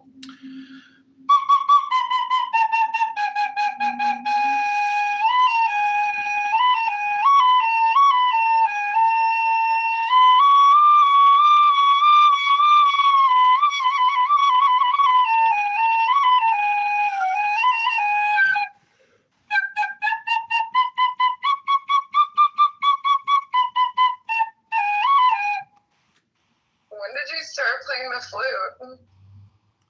I guess when I bought this thing on eBay. When was that? I don't know, probably 5 years ago. Oh my god. family is so musical. Like, so my parents made me start taking piano lessons when I was 4 years old. And maybe this is where I get like the extremism where like everything I do, and my parents told me over and over again, you will not do or like commit to something if you're not going to be number one. And I mean, that goes back to horses. Like, it goes back to basically everything I've ever done. Horses, golf, like, I don't know. And piano, my grandma she just passed, but she was a concert pianist, and she taught my brother and I piano starting when we were 4 years old. My brother was 3 and I was 4, and she would literally like scream at us and be like, arch your hands like you're like holding a tennis ball on the keyboard, like. And my parents would make me practice 45 minutes every single day. And yeah, we're like a very musical family. But then I got too busy with horses and I stopped like having the time to practice. But I miss them. I mean, now that like I don't have a piano, because like obviously I can't fit like a baby grand in my apartment. I have a 1-bedroom apartment, but I miss it. I don't know.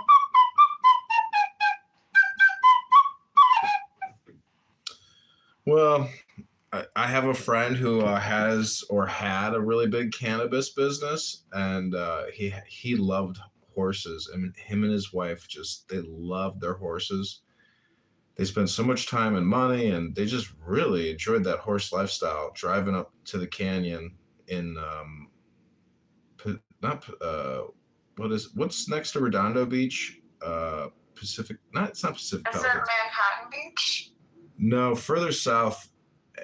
What the hell is it called? Pacific Palisades? No. Anyways. Huntington? No, it's not that. Anyways. Huntington is right next to Redondo. Yeah. Anyways, I'm just saying I went to an amazing horse farm, like felt like a different planet, like Jurassic Park in like a wilderness mountain, south of Los Angeles. Like, and that's like another thing that like, I mean, I was blessed with like, even though my parents were strict as hell and like pushed, oh my gosh, like they pushed my brother and I to the limit. I mean, I would get like an A- when I was doing Kelp when I was literally like 13, like 2 grades above me, and they pushed us so far, but I wouldn't take it back. Like, I'm glad that they did that because they like instilled like a certain mentality in me where everything you do, you have to be number one. And if you don't think you can be number one, don't do it. I will be the number 1 YouTube live streamer. And that goes for everything when it comes to sports, when it comes to work, when it comes to education, when it comes to like basically anything in life. There's just too many people that settle with mediocrity. But I'll never be mediocre, and I will not do that.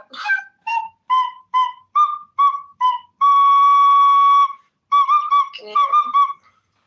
Yeah, I can hear you. Well, what are you going to do this weekend? So one of my friends is coming to visit from Michigan tomorrow, so I'm going to spend the weekend with her. And then she's leaving Monday afternoon. But I feel bad. Like, I haven't even really planned anything yet. I should probably, like, at least make some, like, dinner reservations or something. What are you doing?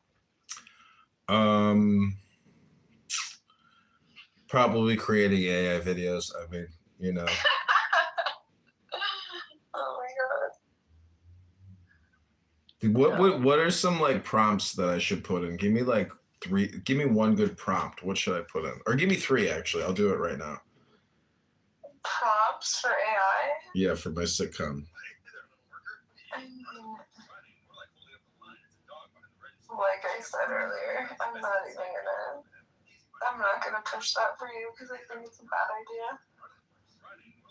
Especially like if you're running on Republican policies, like, and in the 16th congressional district, there's a lot of older people there, right? There's like a lot of farmers. There's like people that don't want to see fucking AI videos. Like, Well, it's too late. I just cast what you just said into a video.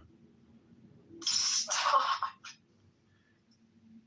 I just literally everything you just said. I wrote it into it as you were saying it, except for the part about the old people of the district. But I'll send it to you. You'll laugh at it because I cast it in a news format, not because it's political. So I put it on the news. You'll see it. You'll be like, oh, that was me. I created that. You know what is so interesting in terms of AI? So like, I was at a networking event recently. And before I forget, wait, so my ADHD brain is like going crazy because I didn't take my Adderall today. Wait, how did you find me? Instagram. Oh, just like an Instagram post? I have no idea. I looked at my messages or I liked you somehow and I have no idea. I looked at your profile and I messaged you or you messaged me. I'd have to look at the message string again. I don't know. It's weird. Like I'm not active on Instagram and I get like literally 1 million views a month. Like it just like doesn't make sense to me. It's also creepy. Oh, I messaged you. I wrote fire to one of your stories. Oh yeah. Wait, where was I going with this? Shit, what was I gonna say? Wait, say what you just said. Because you were asking me how did we come into contact with each other? No, prior to that. Because I pivoted and I said that. But I don't remember what I said before that. I don't know. I can't remember. You were talking about AI, I think. Oh yeah. Okay. Oh, the conference you went to. Oh my god, I need to stop working so much. Okay, so I think that, and like I said earlier, I think that people need to start practicing more like responsible AI because when I went to this networking event at the end, and these are all like high level executives with like IBM, ServiceNow, Microsoft, Oracle, like big 10 people, right? And this was maybe a month ago. And at the end, they had 3 different like groups of students that were like presenting their businesses, right? Like they weren't necessarily okay. So the one from MIT was a full-on startup, but this one from Stanford, which I thought was the most interesting, they had already gone through Series A funding, and I don't know if you're familiar with like venture capital and everything like that. I mean, every guy I've ever dated is a venture capitalist, so pretty familiar with it. But like, okay, so they'd already gone through like Series A, and they straight up found what they think to be a cure for cancer for AI, like through AI, and it is a way that they can take. Oh my god, I have no brain cells. It's like a way that they can take, like, before you go into chemo and you're like trying to do blood work, they can take your blood work. The blood work scam again. The blood work scam. It was like a glass. There we go. Slide essentially, and then this chick is like an investment into a microscope feeder where scam. they were able to see how they could attack the cancer cells. But at this point in time, like obviously this is huge, right? Like these people. She puts out thirst traps on Instagram, and then I fired it, and then somehow she messaged me back.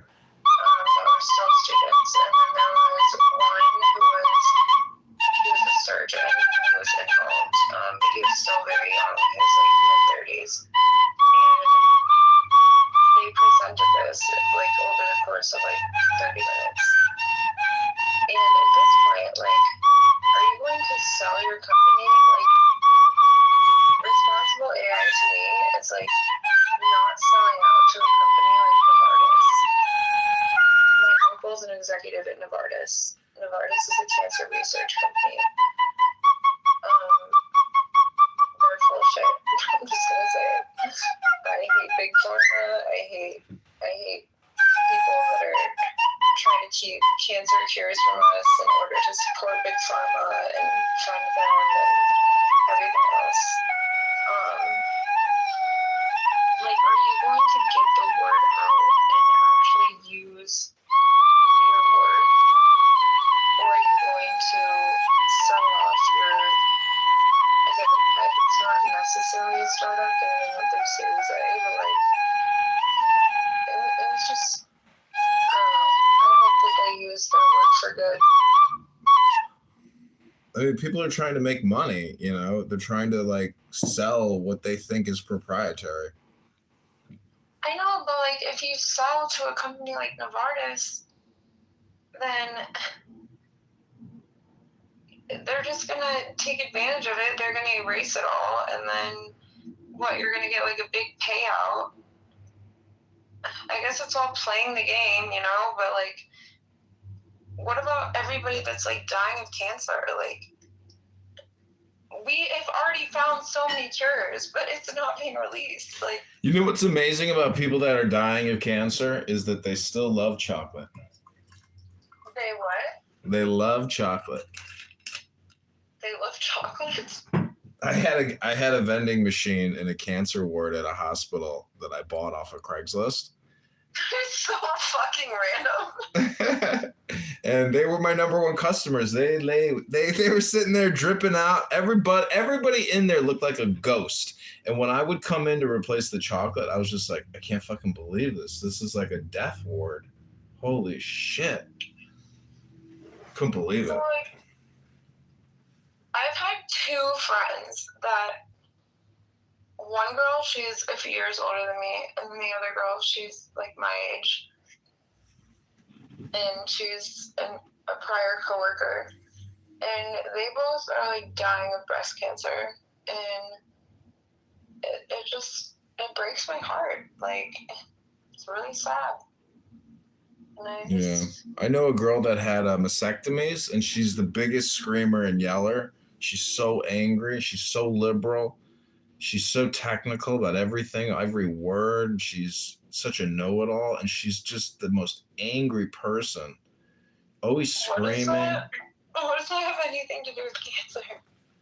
Well, I think there's like a mind-body relationship between like the development of cancers. Meaning that like these girls. I'm just saying that stresses cause cancers, you know. Okay, so one girl, ironically, so my ex-coworker, she was a fucking nut job. Like, working in textiles for 10 years, like, I don't even know how she kept her job, because she lived with another one of my coworkers, and right before a conference that was hosted in our town, she asked my coworker Megan, so this girl, I'm not going to give her name, like, she asked her for Molly right before her presentation in front of like 500 people. What the fuck? Like, I mean, I've never done Molly or like ecstasy, so like I don't know like how it really affects your brain, but like, who wakes up at like 6 o'clock in the morning and is like, hey Megan, do you have Molly that I can do before my presentation in front of all of our like executive leadership team? What on earth? And so she's one of them. And then my friend Bridget, so she's like a big time influencer, and so I don't even know how many followers she has. Like, I try to stay off social media for the most part now, but I think she has like 8 million followers or something on Instagram. So she is married to Mike Kyoto, who's from Morton, Illinois. And my parents are friends with his parents, but she is a wonderful, wonderful person. And I don't know, So she like rang the bell, like so you ring the bell when you're cancer free, but they like think it's coming back now, and I don't know, just breaks my heart. Yeah, I watched my aunt and uncle both pass on from cancers, and it's not. It's brutal watching the body, die. But even when the will is so strong, like the personality is so strong in a decaying body, but at the same time, there's like tremendous suffering and anger, a lot of anger and frustration. Well, like also, it's not even just like cancer. Like we need like healthcare reform. And for example, my grandpa, my mom's dad, had a heart attack when he was only, let's see. So he passed when I was 16. Him and my grandma had my mom when they were young, and they came over from Germany. He was early 60s, and so he passed. And it was because the top heart surgeon, literally the top heart transplant person in the entire United States, who worked at Northwestern Hospital, put his heart transplant in upside down. And to this day, he has the record blood loss.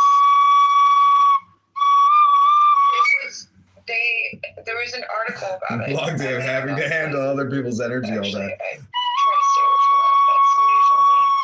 They said it was like a bathtub full of blood because they put his heart in upside down. Like, are you fucking stupid? They put his heart in upside down. What the fuck? Even my brother. How's that even possible? A lot of these surgeons just go days and days and days without sleep, do a shit ton of cocaine, and like don't even know what they're doing in certain periods of time. Like, how the fuck are you the #1 heart transplant surgeon, and you're gonna put the heart in upside down? Somebody said they started a horse breeding farm 124 years ago. Like, so Oh my God. Northwestern, and he's not in medicine at all. Like, that's just like what rich people do, is they get on boards for certain hospitals, like, Oh that way man, in case they ever need health care. Arabian horses. Arabian horses, fucking. Oh shit. He tried to start a lawsuit against my grandpa's surgeon. Like, I haven't even looked into it again. I don't even know if the surgeon's still working there, but like, it's fucking crazy.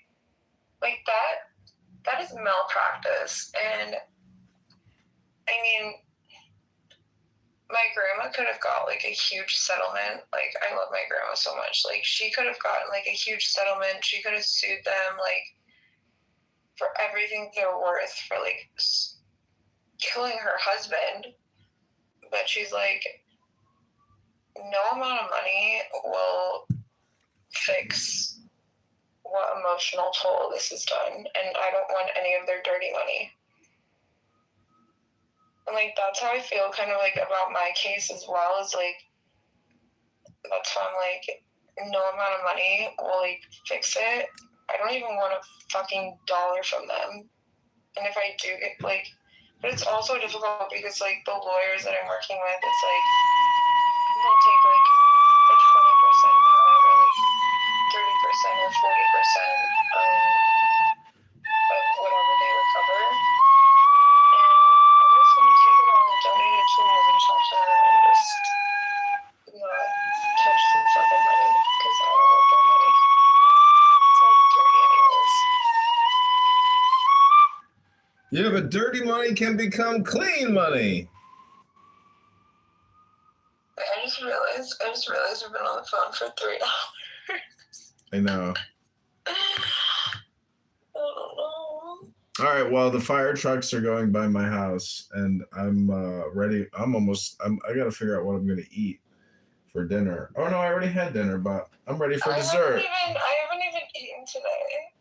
Like, I should probably eat something.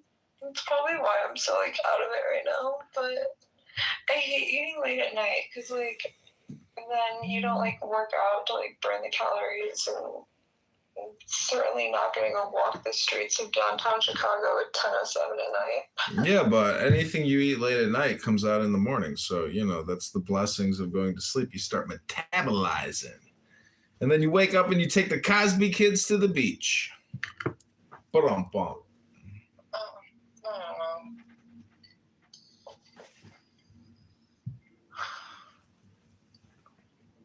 I'm gonna find a phone charger. You need to find a what? I'm plugging in my phone charger. Oh, my other phone actually just died.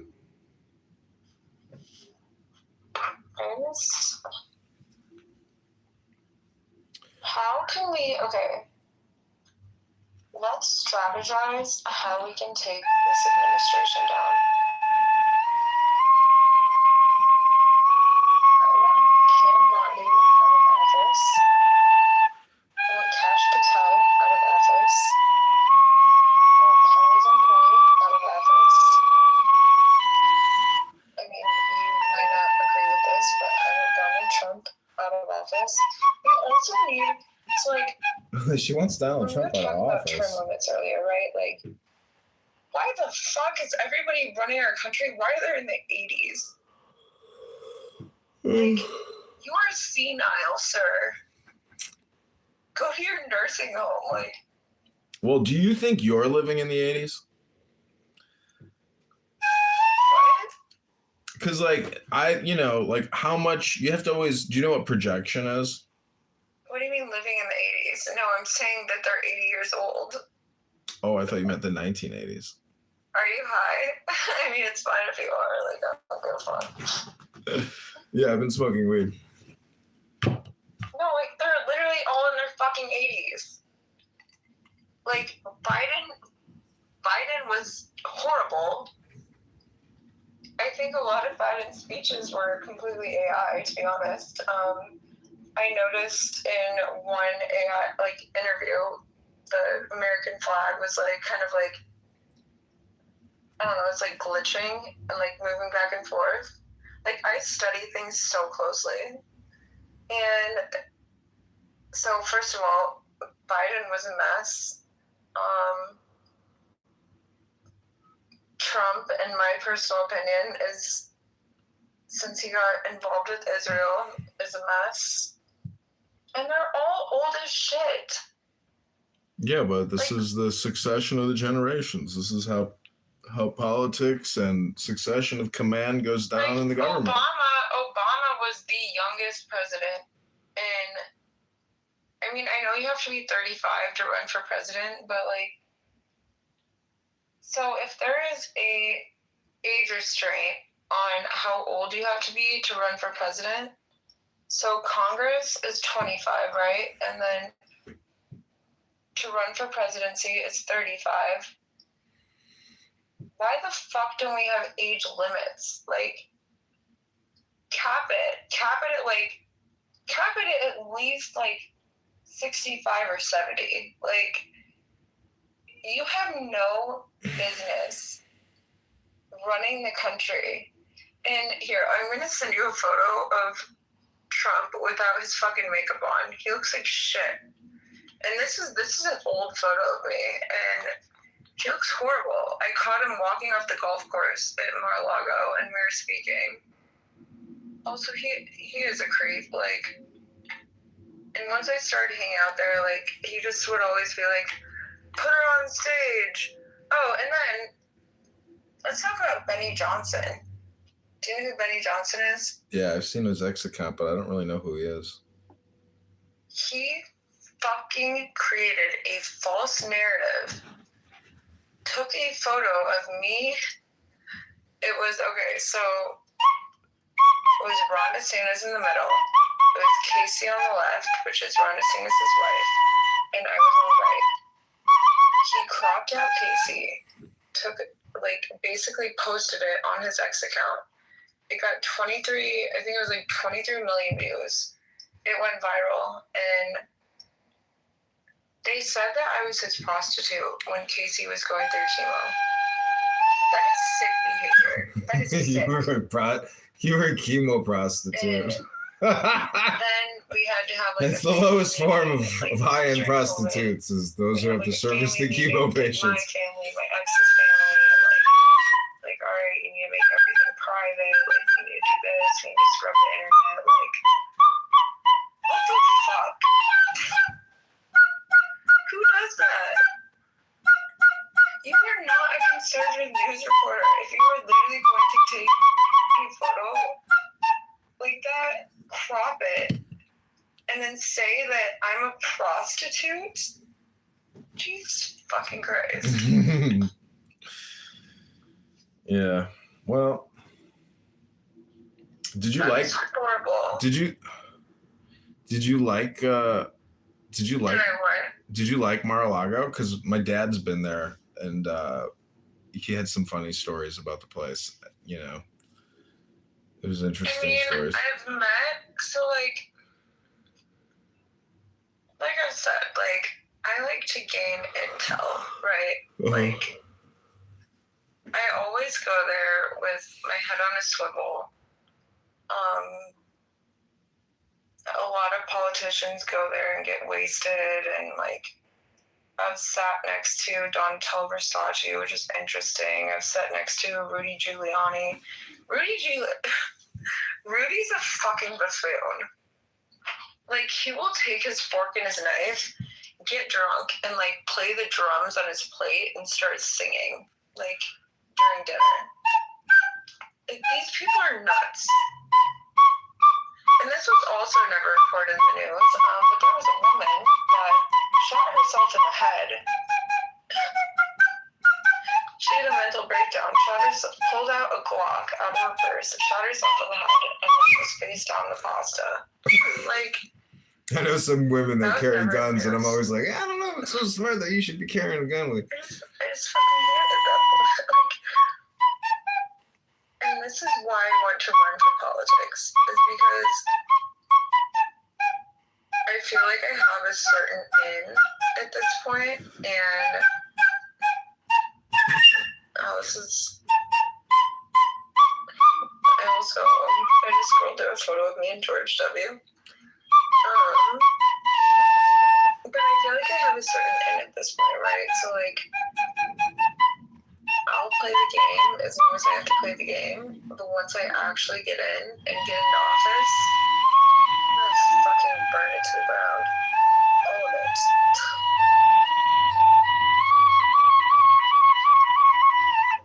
Literally all of it.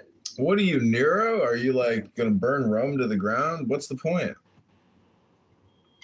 What do you mean? Wait, okay, so hold on. I'm sending you the photo I was looking for. Look, and so this was before, when was this? Oh, this was 4 years ago, before I got like Botox and like, I mean, I'll be honest, I get like Botox and fillers and everything else.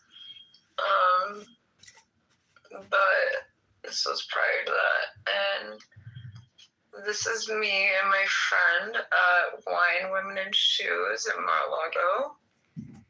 And look how fucking old he looks. I just sent it to you. Well, Do you see this? Like, Donnie, where's your fucking makeup, bro? he looks fine there. What are you talking about? He's got all his teeth. That's more than I can say for some people I know. I know, but like, he looks drastically different, like, all the time. And then people will look at, like, for example, All right, we're gonna hard out of this podcast. Completely different. It's weird. Like, I feel like he looks different every time I see him. Like, oh, here's me in the My Pillow guy. This is my Andy Warhol night. A completely unsolicited phone call. I'll call you. Don't call me. That's the name of this podcast tonight. I'll call you. Don't call me. Somebody's fire alarm is going off on my floor right now, and it's driving me insane. Oh my God, that sucks. Dude, that's cool. You know, I bought the Pillow Guy pillows and I couldn't believe it, but they were like 1/4 the size of a pillow. And I felt like, oh my God, I got scammed by the Pillow Guy. Wait, this is the event where they took a photo of me and Ron and Casey, and yeah, then I was the prostitute. Wow. Wait, do you hear this? Yeah, that's crazy. That fire alarm is so loud. Maybe you got a fire in your building. Fuck. I don't know. No, then. Is it the Also, hall? Is it in the hallway? Also, why did my fire alarm not go off? Is it the hallway or is it somebody's unit? It's not the hallway. It's like intermittent. But like that's what happened to my fire alarm, and that's why I didn't wake up. Like when my kitchen was on fire. The fuck? Oh wait, this is the video. Wait, it's still going on. Maybe I should look into this. Wait, but watch this video. This is horrible. Oh my god. Is there a fire? Like, for real?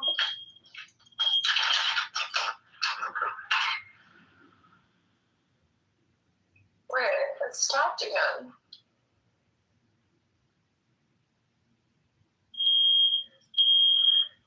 Oh my gosh. Fire. Oh, no, it's just in somebody's apartment and they have the door open, but it's like super fucking loud. 1 second, let me check on them.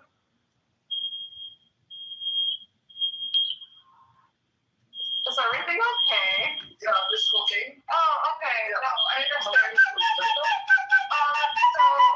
this is crazy, but I was cleaning the other night, and, like, I turned the gas on, and I woke up in the middle of the night, and the maintenance guy who was, like, literally over me, and, wait, is that one? Oh, no, it's just different. But, like, the maintenance guy in this building was, like, shaking me awake because my alarm wasn't working, but at least your alarm's working. But my fire lit, like, there's literally a fire in my kitchen, which is crazy. Yeah, I mean, you can either take the batteries out, did you open your windows? Yeah, I would open your windows, and then, yeah, I would just open your windows, and then I hear something about, yeah, of course, I was just making sure everything was okay.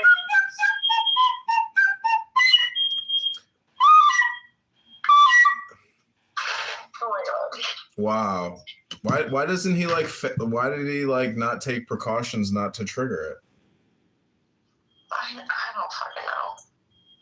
He's like, so there's like a lot of, I guess you could say like, boring people in my building. Yeah, I mean he's cooking. Like I get it. Like it's gonna make smoke and shit. But like, and yeah, I mean it's true. Like I own a building. And no, but I didn't see any smoke in there when I walked in. Like. Well, that's a hardwired smoke detector, right? Like that's part of the building's construction. Yeah, like, yeah, he can't do shit about it. But that's like the annoying shit, you know? Like these standards and codes I'm now. gonna straight up, if this keeps going on, I'm gonna be like, take the fucking batteries out. No, he can't. It's hardwired. If it's a new building, right? Yeah. Yeah, it's probably hardwired. Like you can't take batteries out of that shit. Like he's got to live with it, which is crazy. Like, why does he live 2 doors down from me? Because he wants you to come over and enjoy his chicken curry. You get to eat it with the naan, with the butter naan. And my fire alarm literally did not even wake me up because it was like so quiet and like intermittent. Like what the fuck? You got to come over and try the chicken naan with the butter garlic. It's so I should have good. asked him what he's cooking. I don't like. I'm always always like super social in my building and like always make like a lot of friends usually in my building. I don't know. I just always do. I had 'cause some feel like amazing. it's good to know like your neighbors, but I don't know a single person on my floor. I didn't even ask him his name. Now I feel bad. Oh, he was like, "Oh, are you the fire department? You are the most beautiful wait, fire it went off, department woman I've ever seen." Wait, hold on. I think it went off. Fuck. Maybe he knows Deepak Chopra, and Deepak Chopra knows Jeffrey Epstein. Oh my god. He didn't even know how to contact the maintenance department. Like, there's like a lot of like, I guess like rich tech people that like work in the loop in my building. Mm. Oh my god, it went off. Thank God. Thank God. Oh my god, I was gonna lose my fucking mind. Relax, it's a Friday night. They're just going, getting the party started. Just get it going. It's like, are you okay? Like, Dun, dun, dun, dun, dun, dun, dun, dun, dun, dun, dun. That's his mating call. That's how he sends out the message to all the women on the floor. I Like, just like that's his name. chicken mukni is ready, ladies. Come on over for some yoga and some mukni. It's fucking weird. Like, I've made really good friends with all the doormen in my building, but like, I haven't made like a single friend with the residents that lives here. People just kind of like keep to themselves. And I think it's because like, so I rented through a third party, which is, it's like corporate housing usually. Like, it's called Mila. I mean, whatever. I trust you at this point. And a lot of it is corporate housing for like people that like, for example, like work at Microsoft or Aon or like something like that. And so like there's so many just like foreign people, and like 90% of the people here are Asian, and then like the other 9% are Indian, and then there's me. Well, you're a racist and bougie. Touche, touche, bouche. Come do the yoga with the chicken curry. Get some naan on the way out. There's also some like Namaste. like, come to Namaste. Oh my god. All right, well, I'm gonna go in my kitchen and make myself something to eat, I believe. But I hope you don't set off your fire alarm. I won't. I don't have that problem. I don't have that problem in my house, as far as I know. But I bought like 3-year fire alarm CO2 detectors, so I don't have to deal with that shit. Because my building is hardwired too, but it's all broken and old and shitty. So I just bought all new, lithium multi-year fire detectors. But even then, you never know. Like, a fire moves fast, I don't trust I just smoke like detector. my fucking maintenance guys saved my fucking life. Like, it wasn't a big fire, but like, so I never keep anything out on my counter. Like, I can't stand it because I'm like so OCD. But I did have like a package of pasta like sitting to the left of the burner, and then that caught on fire, and then it caught my paper towel roll on fire, and that could have been really fucking bad. Instantaneous combustion is what they call it. Oh my god, I used to be so scared of that. I literally started researching it when I was like 12. Instantaneous human combustion? Yeah. I went on a rabbit hole when I was literally 12 years old. Like, talk about clickbait. I'm such a fucking weirdo. Like, and that's why I did neurofeedback, and like brain mapping is like, do I have autism? But did you? No, you do. My psychiatrist that did the neurofeedback and brain mapping was like, no, you don't have autism. But I swear to God, I have autism. I was reading an article about the King Tutankhamun, like in his burial chamber in Egypt, and it was like this Tutankhamun curse. All these people died like after they Oh no, opened I it. know exactly what you're talking about. But I read an article and Like King Tut, right? yeah, but they were saying Yeah. that nobody actually died. It was all clickbait, fake news to like sell newspapers. Like nobody actually died. It was all bullshit. It was all fake news. Okay, wait. So like, how the fuck did they build the pyramids? Like, I mean, I know I sound like I'm high, but I literally sound high right now. I don't know. They built that shit in the same way How that we the build fuck shit do they now. build the pyramids with manual labor and build a structure that would last until this day? They built it with We intelligence. cannot even build structures to this day that would last for even like 50 years. No way. The building that I own is 105 years old. It's still standing. I can go in the basement and it looks like shit, but it's still fucking Well, standing. yeah, because it was built 105 years ago. Like now they don't use like certain materials, and I have a really hard time believing like the whole pyramid thing. Why? Do you know what it means symbolically? Like in terms of what? Symbolism, like psychology, esoteric, God, philosophy. Like it's basically if you merge two pyramids, you get what's called the tetragrammaton, which is a geometric shape. It's two pyramids merged. Now you're starting to sound like me. Anyways, I was at a bookshop once and they have all these little tetragrammatons for sale. Are we the same person? Well, what it means is man and woman uniting, but it also Yeah, I know. Yeah, it's gender, but it is also the symbol for God. Wait, and King Tut was with Cleopatra, right? No, Cleopatra was with Mark Antony, the Roman. Oh, I forgot. I don't know. King Tut's old school Egypt. He's a real OG pharaoh. I think we have like the same brain. Well, different, quantum psychology. Do you think the Holocaust was as extreme as it actually like was published to be? Yeah, because I have books here. I'm looking at one of them right now. It's called Pictorial. Okay, but books. Okay, for example. Okay, when you read a history book, right? No, wait. Let me finish. This is Okay. a pictorial history book. It's actually from 1946. The real photos. It's not AI shit.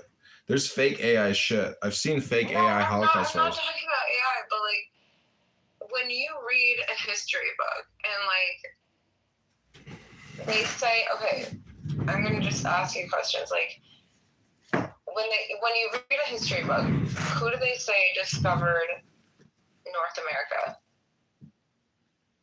I mean, there's multiple people that got to North America from Europe or No, Asia. but who? Like every history book I read, it said Christopher Columbus. It was Leif Erikson, the Viking. Yeah. Like it wasn't even fucking Christopher Columbus. And I don't know. Books are fucking bullshit, especially in this day and age, because they're trying to push like transgender ideology and like LGBTQ like against children to make them try to transition, whatever. More money for big pharma, more money for the hospitals, and then on top of that, obviously, like we have the media targeting like 20-year-old men, like to do certain things. Like I feel like everything that I've learned is fake. Everything is fake. Well, war is real. I mean, I'm looking at a real history book with real photos and dates when hundreds and thousands of people died as a result of bombings and attacks. So No, like obviously there was like World War II, right? Like my great grandma and my grandmother, who lives with my family right now, was there during World War II in Darmstadt outside of Munich. Like, no, that was real, but like, I don't know. Well, I see, feel it's like the publishing the industry. start of the Israeli agenda, where like why? You I know focus that too Israel- much. I You know focus that- too I much know on that Israel. Israel- What's the like, I Hindu? know What's that- the Hindu agenda in India? What's the Buddhist India in Southwest? Like, you can't focus all your energy on one small country. No, but like also Nigeria. Like, look what's going on in Africa. Like, I don't there know was what's. literally modern day slavery. Like, I in know, but Africa. I'm about to go into my kitchen, Victoria. I don't want to go down the African, safari with you right now. Maybe some other Well, time. like, okay, so my brother, for example, when he was in med school, his roommate his name was Dan. I'm not going to give you his last name. His dad was best friend. So Dan's best friend. Okay, never mind. I'm not going to say that either. Dan's dad was best friends with Warren Buffett. And Warren Buffett funded a water purification charity in South Africa. The things that my brother saw, my brother went there to volunteer with Dan every single year. The things my brother saw, was insane. And yes, they would go on, nice safaris and shit like that, like rich people shit. I actually, during my brother's third year of med school, I was like, hey, can I go to Nigeria with you this year? And he's like, absolutely not. It's not safe for you. You can't come.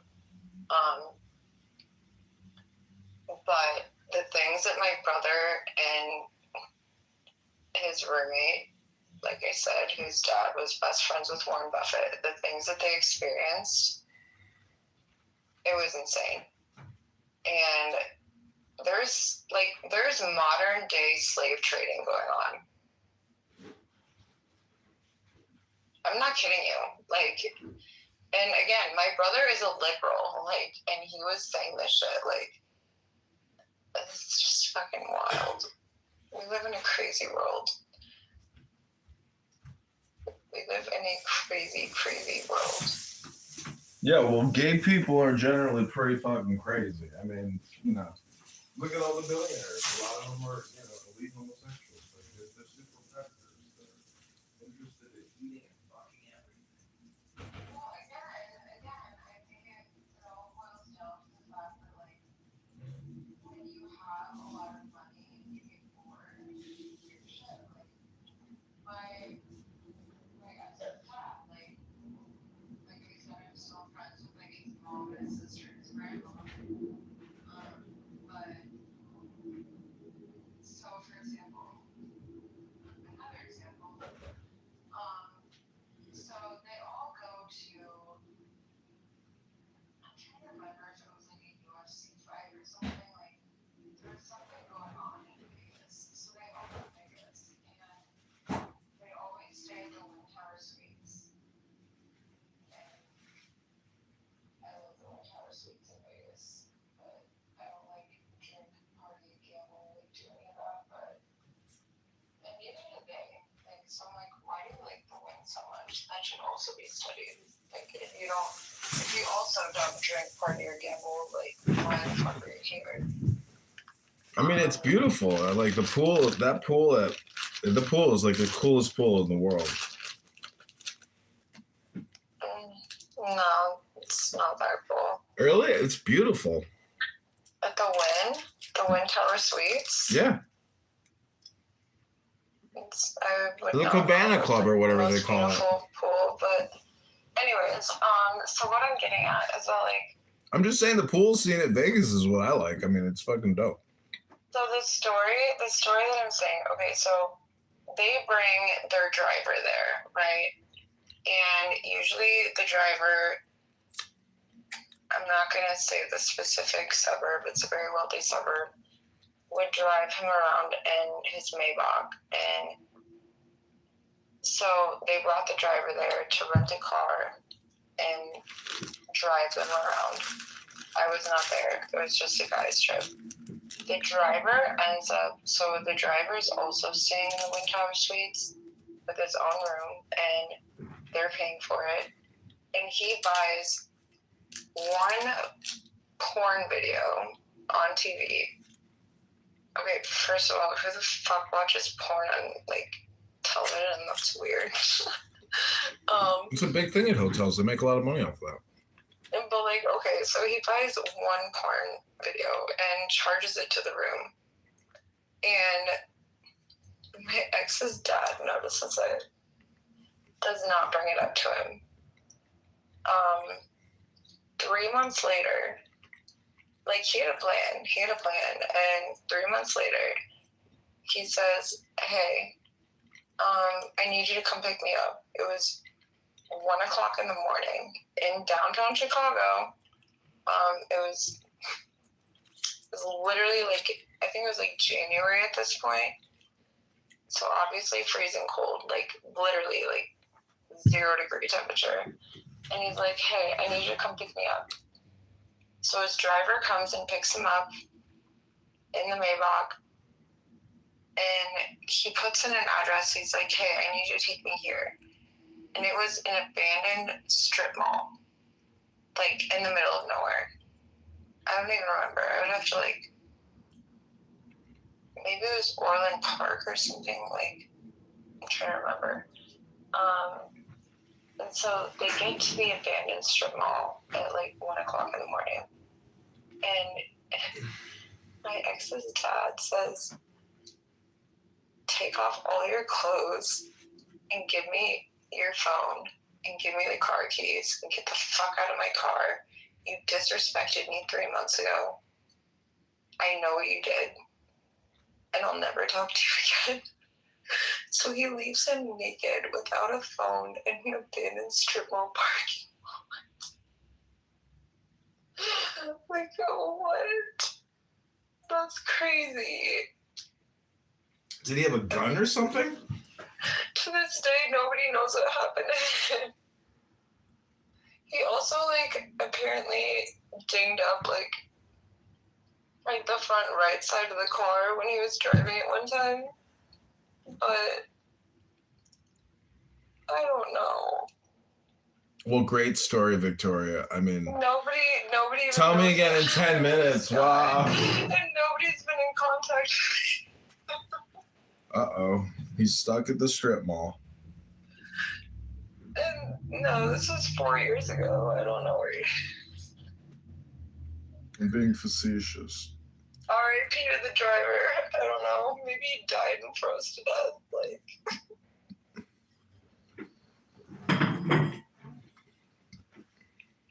So what's your campaign promises going to be when you run for mayor, Victoria? Like in terms of policy? What are you going to tell the people? Well, I have to have a certain agenda, right? Like, so in Chicago right now, every single fucking day, it's fuck ICE, like all these protests, like I'll be on a work call, like on a Zoom call, and all I hear is people chanting in the streets, like thousands of people, and I'm like, go home, get a job, like be employed. They are literally paying children to go out to these protests in high school. It's nuts. So I think the Renee Good and Alex Party thing, I think that they were paid actors, and I think they're still alive. I don't believe in that shit.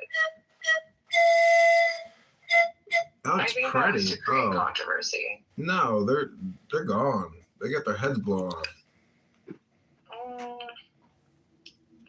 I've heard different stories. I think they're all paid actors, and like. No way, that shit's real. So they're really doing shit. There's like, okay, so like there's peaceful protests, right?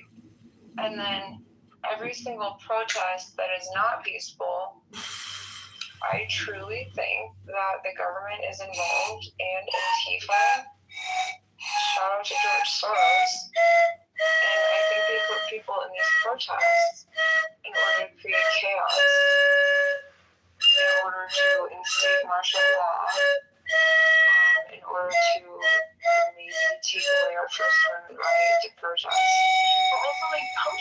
doesn't do fucking shit. Like, what are you gonna do? Just hold a sign on the side of the road and think you're gonna make an impact? Like, contact your congressman, contact your senators. Like, fucking call it. I mean, I don't trust anyone. I was gonna say contact the FBI, but I've already done that like 6 times and they haven't done shit. I think it is. I bought it on eBay. Like, do something to make a change instead of just like rioting in the streets. That's not gonna do anything. That is not a proactive way to make an impact. But I would run on. I would say immigration reform is extremely important. My ex-boyfriend took 13 years to become a U.S. citizen, and he was a professional hockey player and went to Princeton, and like he was a white guy, and why did it take him 13 years? When you go through like the H-1B visa lottery, like there's so many. Wait, why didn't you just get married and get fat and fast track it? Because I kind of saw him like situationship where he was my third boyfriend that we dated for like a year, and I kind of knew it wouldn't last. So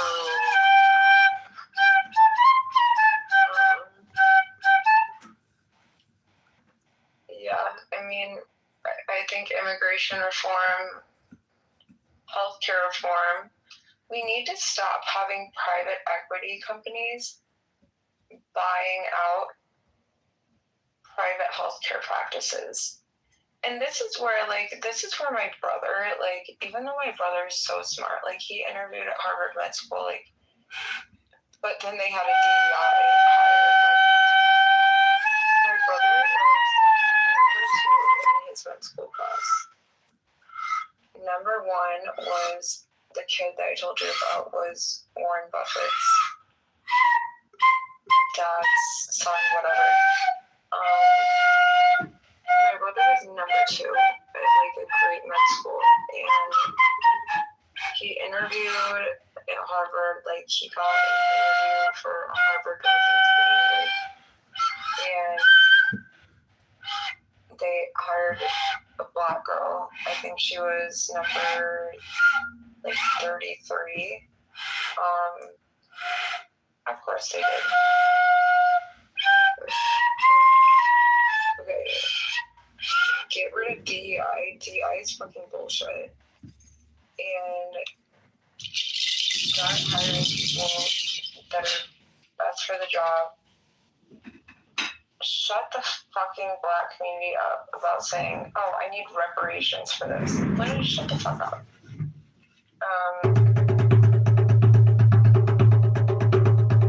And then, like, I feel like one of the biggest things, honestly, is like immigration reform and get rid of sanctuary cities. Get rid of, like, in terms of immigration, what I think is crazy is that when you come here legally, you can get a job and you can get an ITIN and you will have to pay federal taxes. However, you don't get to reap the benefits, and then you can be like illegally deported at any time. But ICE really is only done, in my opinion, I think they've only done one good thing, and that was when they raided that condo complex in the south side of Chicago, where all the gang members were from like Venezuela and everything, and they got rid of them. Yeah, that was a big one. They used a Black Hawk helicopter. I mean, yeah, that's pretty fucking sick. But like, outside of that, I haven't seen them do any good except cause chaos. And so Obama, right? Obama deported more people. And I remember, like, I mean, I was young at this point in time, like, and I wasn't like really into politics, but like, I remember them being like, oh, Obama put people in cages, like, whatever, like, okay, Obama, and I'm not saying I'm for democratic legislation, whatever behavior. I hear that Chicago fire truck. But like at the same time, Obama was more silent about it, and obviously ICE was still deporting people. He actually has deported way more people than Trump has, and he did away. I will give Obama this, even though I'm not democratic, but I will give Obama this, that he deported way more people and did a way better job than Trump has. And Trump is not really even deporting people. He's keeping them in facilities like Broadview, and just keeping them there and detaining them for weeks on end and using U.S. taxpayer dollars to fund the detainees, being in prison, essentially. So that's ridiculous. And then, in terms of healthcare, why the fuck was my old healthcare plan? Right when I started my company, my old healthcare plan was, and it wasn't even a top-notch plan. It was $471 a month. That's ridiculous. Yeah, that's a lot. You might as well. But then I started doing research, and so through so this is kind of illegal, but through the government marketplace. So if you go to IllinoisHealthcare.gov, you can put in I make this certain amount of money each year, and then they will give you a plan based off of that money, in your income. But I haven't filed for taxes since I started this healthcare plan. So I definitely worked the system a little bit, and now I only pay $71 a month. But, and then we also need education reform. A lot of, and I don't want to say the dumbest people in our society, but a lot of the most unintelligent people in our society end up being teachers, and they're not incentivized to teach our children things because they're making 50, 60K a year. That's not a livable wage. And so they just don't give a fuck. So we have that also. And then in terms of housing, I also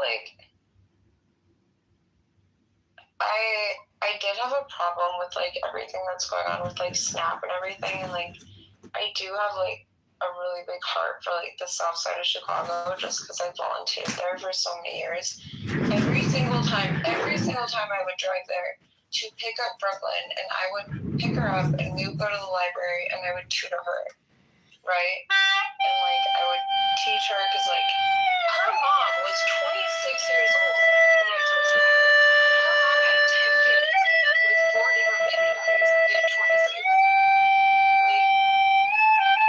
So I have a big heart for change in that community. But I don't even think that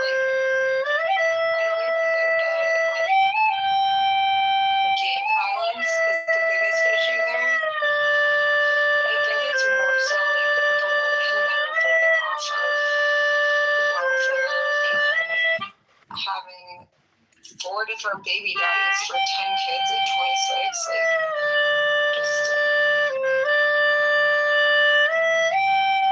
I don't know how to fix it, but I'll try. It's just a sad thing, but that's why I started my nonprofit, because also you can be your big brothers and big sisters until you're 18, and you can have somebody that's your mentor. They would visit her 3 times a week, take her to the library, Oh my God, Victoria! My heart, I was You gotta get on Clubhouse. You can't stop talking. You'll be perfect for Clubhouse. I thought I like had a stolen car Oh, because they're gonna love you on I Clubhouse, don't even have a Victoria. nicer car. I would never go on Clubhouse. I would never talk to all these people forever and endlessly. And For 4 hours at a time, I was like, fuck off. 20 hours a day. How do they do it? Go get If you lunch. type in John Kitover right now, you can watch Clubhouse live streams that have been going on since like Well, the only place I've 11 in the ever morning, been I is think. 12 in the McDonald's, morning, and about then, noon is when I like, started them all. sometimes we get to get Literally Chipotle. 10 hours and 51 minutes I'm into like, some of I these will literally rooms. take you anywhere. It's unbelievable. And it's just like, breaks my heart. It's so sad to see the way that those people live. It's terrible. And then there was one certain time where we went into high school, and then I took her to a craft store, and then we were like doing crafts and making Christmas ornaments. And then I was gonna drop her back off at her mom's house. And my mom was in the car, and the door was locked. I tried to drop her off 3 different times.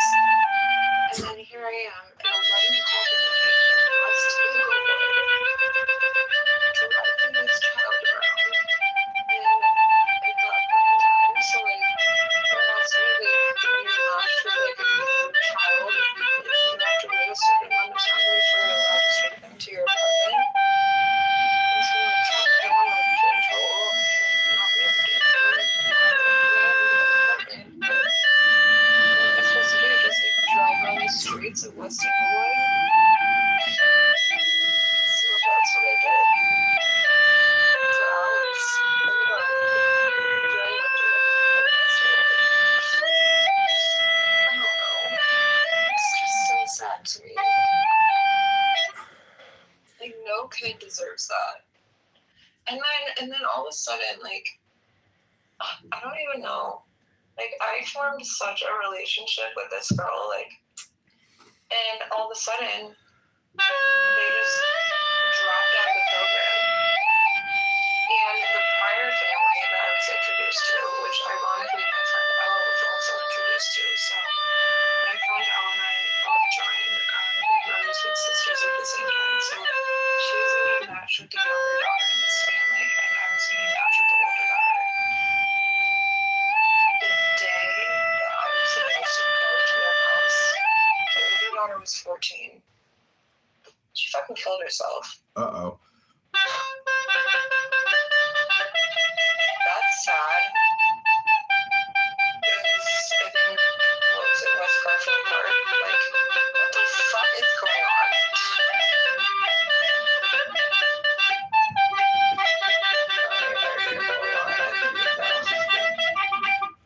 Never had one lesson. You know, I got a Chinese flute over here. It's pretty cool. You want to hear it? Huh? I have a Chinese flute. Is that the flute that you played earlier? No, it's a different flute. I'm playing a different flute now.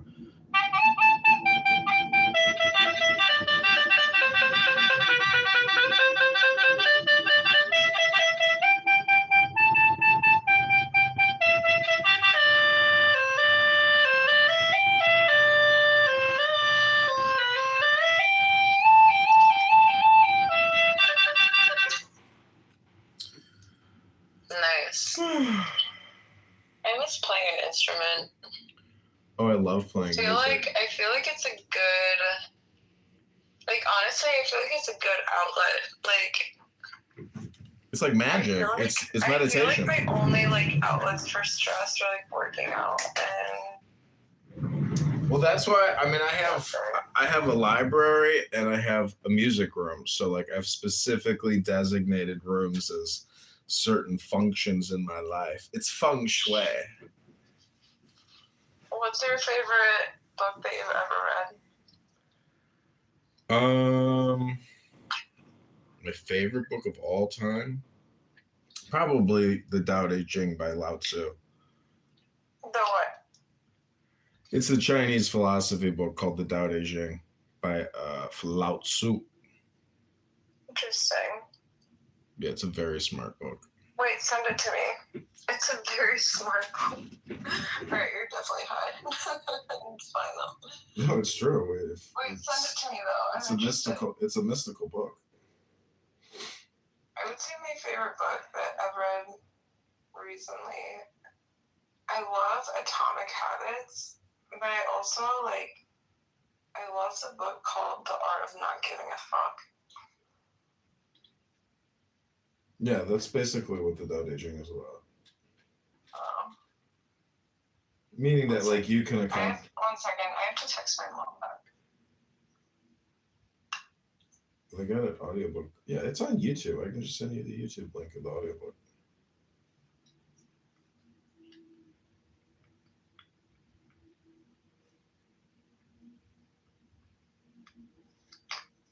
Wait, are you sure that you found me on Instagram and not like a dating app or something? No, I just looked at our Instagram chat. I gave you a fire emoji because I was following you. I follow like 5,000 something people.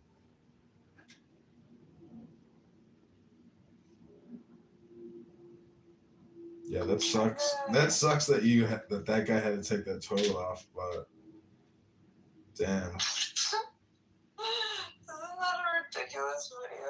What a pain in the ass. All because my vape fell in there when I was blowing my hair. The fuck?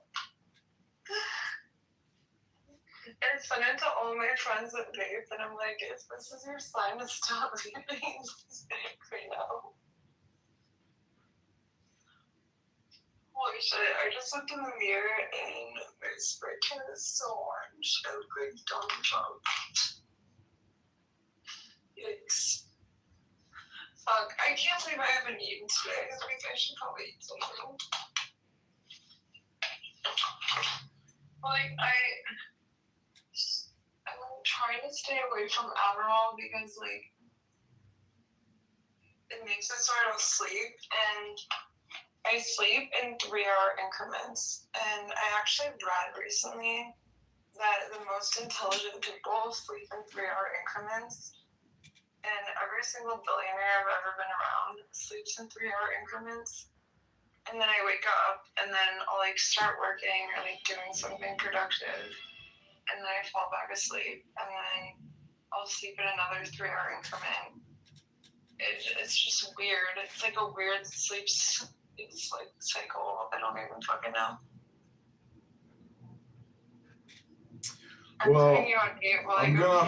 I'm gonna get off the phone shortly. Like, this has been a 4-hour call, and like it's unbelievable that we've been able to talk for 4 hours. It's like a miracle. I don't think I've ever had a 4-hour call with anybody. Yeah, I don't know how the time flew by. In my life. We've touched every topic, I think. I just have really bad ADHD, and I think that you're high, and we're just like going down different tangents, and it's kind of fun though. Yeah, it's been fun. My phone's about to die. I need to charge it. Alright, yeah, same. Well, have a good night. It was nice speaking with you for 4 hours. Likewise, Victoria. All right, sweet dreams. I'll talk to you soon. Alright, bye. Okay, bye. Oh my God. Jesus Christ. I need some music. That girl needs Clubhouse. And Clubhouse needs her.